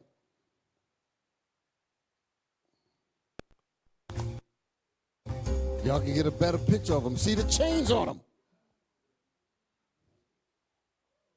That's when they took it back. So all that blackness that you saw, that's them ruling over us again. From that period all the way up to now is what we're dealing with. Go ahead, play on out.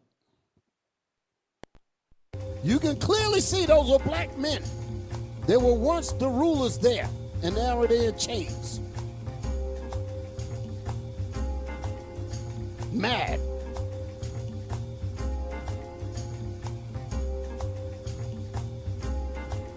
Women too. Blindfolded. Now they're in power now.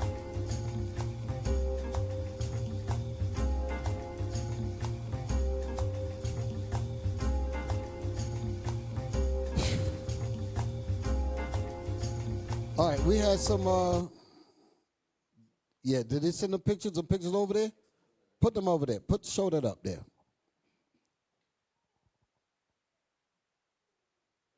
These are actual photographs. So this ain't no video now. We actually there and photographed this. Go ahead.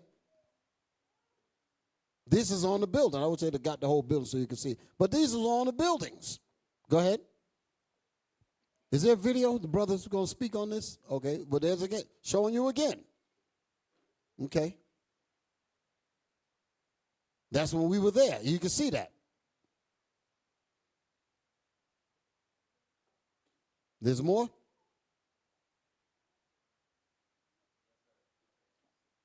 Okay. I want them to see that. Then we're going to move on. I'm about to wrap it up. Definitely got to continue this class, but I want to make a point. Look at that. When y'all actually also, I'm pausing for a second. When y'all watch, there's a video that was done in New York. Bishop did a class called The History Behind Christmas. And he brought up the point about Zwarte Piet. that history is connected with a lot of this. Check that video out. The history behind Christmas. Excellent, excellent class. Bishop laid it out. Come on. So that's the brother. See them heads up there? That's what we was looking at in the film. So we were not bull jiving when we were telling you what we were telling you. That's over there. These brothers from over there. Good brothers. Okay. All right. Is that it? Okay. And I know this brother here. I didn't have this picture. There was another picture of this brother here, you know. But look at that. And I was over there, and I've seen that. I've been in various spots and seen those pictures with my own eyes. Okay? So all praise to the Most High. So now, yes, sir, that's my brother. Okay. All right. All right, so what I'm going to do, let me see where I'm at. This is the era when we were overthrown, and then they entered into their last days. Now they're in their last days. The period that we were in, they call that the Middle Ages. They got it back, and then they said, we got them in slavery. This is the day that we yearn for. That was a scripture. Let me get that scripture. Lamentations 2, and I think it's 16. Lamentations, the 2nd chapter, verse 16. Lamentations. Excuse me. So now that they got us in captivity, this is how they feel about it. Lamentations. And they mean for us to stay in captivity. And if there's any semblance of wake up, a feeling of paranoia of the inevitable phenomenon is what's going to terrify them. And I got to read that before I let you go. Read. Lamentations chapter 2 and verse 16. All thy enemies have opened their mouth against thee. They hiss and gnash their teeth. They say. That's what they were doing, making mockery of us on the pictures that we were looking at. But they say this about us even now, making mockery of our sisters. Got our sisters spreading her behind all over the cameras. Got our men running around talking about some what up, shoot them up. All that's mockery. We're the people of God, and we're running around like wild idiots. And they're laughing.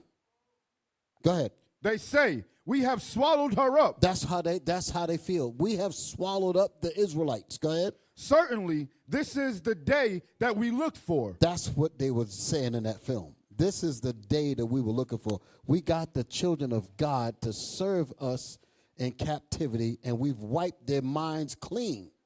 I remember a preacher that I did respect. He passed away, though, Reverend Price. I know he was in Christianity, but I respected him because within the understanding that he had, he tried to deal at least honest when it was time for him to deal honest.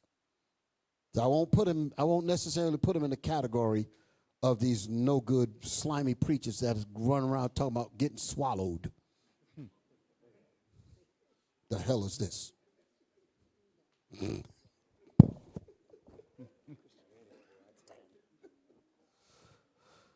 Wow. This is certainly, this is the day that we look for. We have found it. We have seen it. Read that. Certainly, this is the day that we looked for.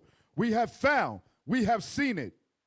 The Lord have done that which he. That's it. That's all I need. Yes, sir. That's it. So they couldn't wait to get us in captivity, and they want us to stay in captivity.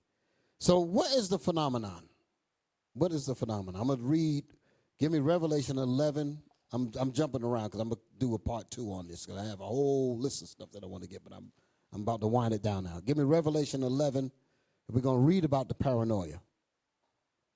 But then I'm going to make a statement about the condition of our people. That's why I said that I did not want to forget what I'm about to say. Revelation 11 and 11. I'm just going to read that one verse, and I'm going to make my statement, and we're going to close it up. Revelations chapter 11 and verse 11. And after 3 days and a half. This is, so after they've destroyed us, brought us into captivity, over here in the Americas, they took back Spain. We ain't ruling no more. We weren't really righteous over there either. We were wicked as hell even then. Constantine, all of them, although they were black, they were wicked. So So now we're in captivity over here. We've lost every shred of dignity. Where you got the white man talking about some, who learned you, ma'am? So it was bad like that. So while we're in this terrible valley of dry bones, after 350 years, the spirit of life from God enters into us. Read that. After 3 days and a half, the spirit of life from God entered into them, and they stood upon their feet, and great fear fell upon them which saw them. Now I'm making a point about the last days. Great fear fell, great paranoia of the inevitable phenomena that they could not stop fell upon them. Scared to death. Read it again. And great fear fell upon them which great fear fell upon them which saw them. Which saw us stand up. Can I get some of them pictures? And great fear fell upon them that saw us. Paranoia. Y'all should have had it in the chamber, man. Right. Y'all should have had them things in the chamber. I get this whole slew of them videos, pictures. Show that. Read it again. And what? And after 3 days and a half, the spirit of life from God entered into them. Go ahead. And they stood upon their feet. And they stood upon their feet. Go ahead. And great fear fell upon them which saw them. They are terrified by seeing what they're seeing. So we are rising up because the Most High is bringing that spirit back. That's what Malachi, the 4th chapter, is talking about. I'm going to deal with that the next time I teach. I'm going to bring all that information out. But this is what's scaring them to death. Look at the order. The Most High is doing this, and they can't stop it. This is the phenomenon that they could not avoid. They can't stop it. They can't stop this. They can't stop it. And it's terrifying to them. Read on. And they heard a great voice from heaven saying unto them, come up hither. Where does that come up hither means? What does that mean? What does come up hither mean? Why is it saying that? Read 11 and 12 together so you can understand the time period that we're reading in. Remember, they named the section of history the Middle Ages. We're in the time of wake up now. We're literally in that prophecy. The 11th verse, we are literally there. Are y'all hearing me? Yes, sir. We are literally in that scripture. Ezekiel 37th chapter verse 10, we are literally there. That's where we are in prophecy. We are here right now. Read it. Revelations chapter 11 and verse 11. And after 3 days and a half, the spirit of life from God entered into them, and they stood upon their feet, and great fear fell upon them. And great fear fell upon them which saw them. Which saw us, like the scriptures say, and I will set them in order before your eyes. It says, and in the latter time of their kingdom, the Lord will set up. Give me that, Daniel. Daniel 2, was it 44? 42? Is it 42 or 44? I want to go right to the point. And in the latter time. Daniel 2. We're going back to Revelation. I need to read those things again. Yes, sir. Then I'm going to close it up. Daniel chapter 2 and verse 44. And in the days of these kings. Not after. Notice this. And in. Read it again. And in the days of these kings. What is the kingdom that is talking about? The last kingdom. That's the part of the prophecy that he's reading about. And Daniel, the second chapter, that's literally talking about Babylon the Great. Read it again. And in the days of these kings shall the God of meaning during, while this wicked kingdom is in operation, while they're thinking that God is with them. Like he said, you thought that I was with you, but I will reprove them. I will reprove you and set them in order right in front of your face. And in the latter times of your kingdom. That's why it's saying it that way. Read it. And in the days of these kings shall the God of heaven set up a kingdom which shall never be destroyed. Which shall never be destroyed. That's the end. That's what he's worried about. That's why it says, but he knoweth that he has but a short time. Because he's looking at you grow. He's looking at you building up. That's what he's looking at. That's why they're trying to pass all kind of laws and SPLC and ADL. That's why they're doing that, because they are afraid of this. Because they know what's coming. Read. And the kingdom shall not be left to other people, but it shall break in pieces. That's what they're scared of, because this kingdom is going to smash every damn thing. Go ahead. And consume all these kingdoms, and it shall stand forever. And it shall stand forever. Now go back to Revelation 11 so you can read the connection that what we just read here. Revelation 11 and 12 verse. So you Yes, can sir. get the total picture. Revelations chapter 11 and verse 11. And after 3 days and a half, the spirit of life from God entered into them. So we're in that time period, right, brothers? Read. And they stood upon their feet. And we stood upon our feet like you've seen in these pictures here. Go ahead. And great fear fell upon them which saw them. Haman Malone, he's having great pains of seeing the Israelites rise. He's trying to sound the alarm on his fellow Edomites. Read that again. And great fear fell upon them which saw them. And great fear fell upon all the nations that saw us rise, because they know judgment is coming. And the judgment shall sit, and the Ancient of Days did sit, and all of the thrones are going to be thrown down. Right. That's what Daniel 7 and 9 was talking about, with the black god with the woolly hair. Read. And they heard a great voice from heaven saying, so right after we wake up, what's going to happen? When that number is sealed, what's going to happen? And they heard a great voice from heaven saying unto them, come up hither. That's the chariots, the destruction. That's right. Show that. Come on. Read it. And they ascended up to heaven. Read this verse again. And they heard a great voice from heaven saying unto them, come up hither. That's what the angel's going to say. That's what Christ's going to say. Come up hither, my brothers. Come up hither, my sisters. Come on. And they ascended up to heaven in a cloud. In a chariot, like Elijah was taken up. In a chariot, we're going to be taken up. Listen what's going to happen right after this. Read. And their enemies beheld them. And our enemies going to watch us for a small time, because right after that, their ass going to die. Give me Psalms 91. Give me Psalms 91. We coming back to this. Give me Psalms 91. 91 verse 5. Psalms, come on. Chapter 91 and verse 5. Thou shalt not be afraid for the terror by night, nor for the arrow that flieth by day. The arrow is the missile that the Most High is going to cause the nations to shoot here while this is going down. When the bombs hit, that's when the chariot's going to take us up. Read. Nor for the pestilence that walketh in darkness. Nor for the diseases and all that. The Most High going to spare us from that. Read. Nor for the destruction that wasteth at noonday. When that destruction cometh, that's when the angel's going to say, come up hither. Go ahead. 1,000 shall fall at thy side. When the destruction come, 1,000 of them that beheld us when they first saw us go up, 1,000 of their ass going to die instantly. 1,000 shall fall at thy side. Go ahead. And 10,000 at thy right hand. But 10,000 of them going to fall at your right hand, because the nuclear destruction going to do that. But listen to this. But it shall not come. But the destruction shall not what? Come nigh thee. Why? Because you're going to be getting beamed up. Go ahead. Only with thy eyes. Only with our eyes. Why? Because we're going to be looking down while our enemies behold us. Go ahead. Only with thy eyes shalt thou behold and see the reward of the wicked. Their ass going to be dead. That's what's going to, the Most High going to be killing their asses while we're taking up. That's what that's talking about. That's what they're afraid of. They don't want that. They don't want that.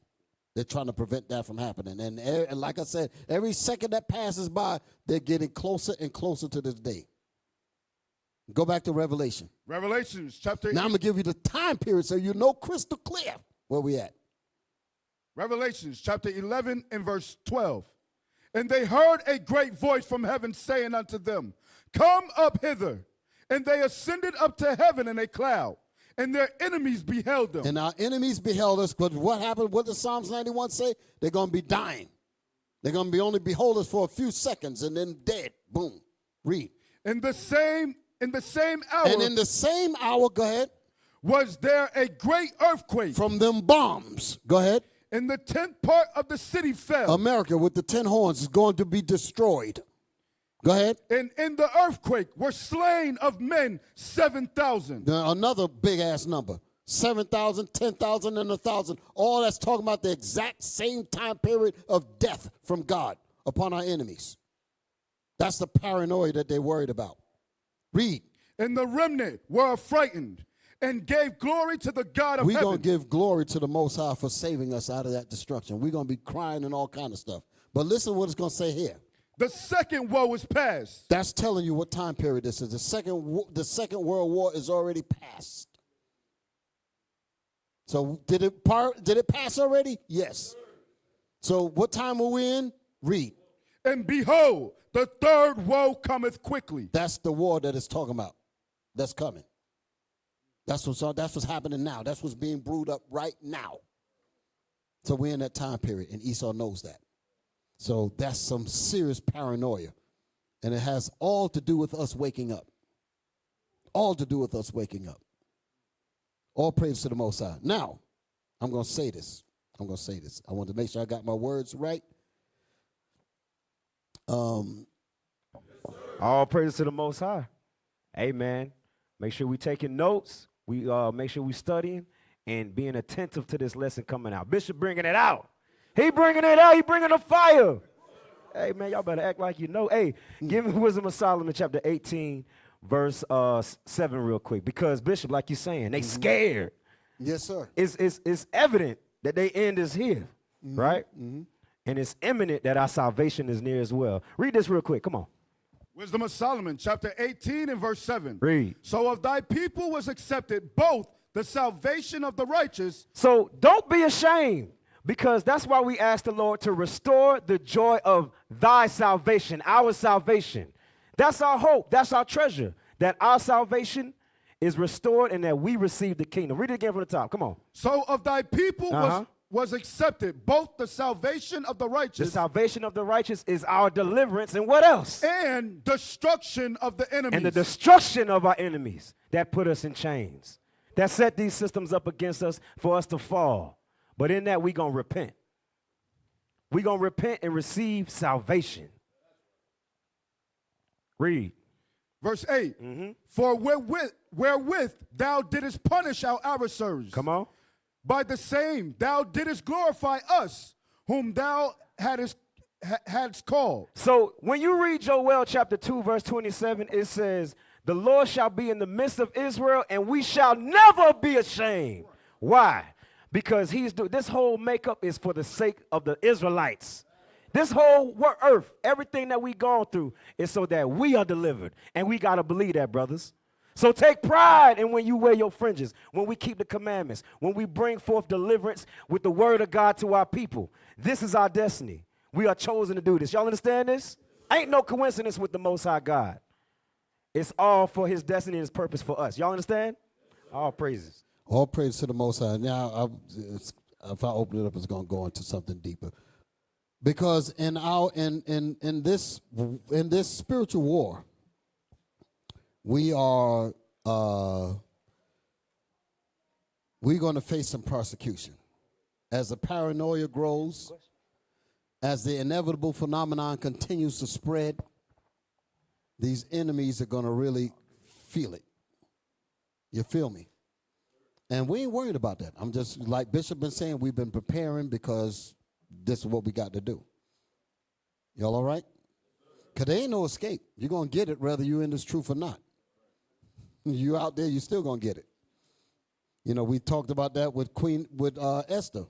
Her uncle told her, Mordecai said, listen, if you don't deal what you're supposed to deal, your ass going to die. The Most High will send the deliverance anyway, but your ass going to die.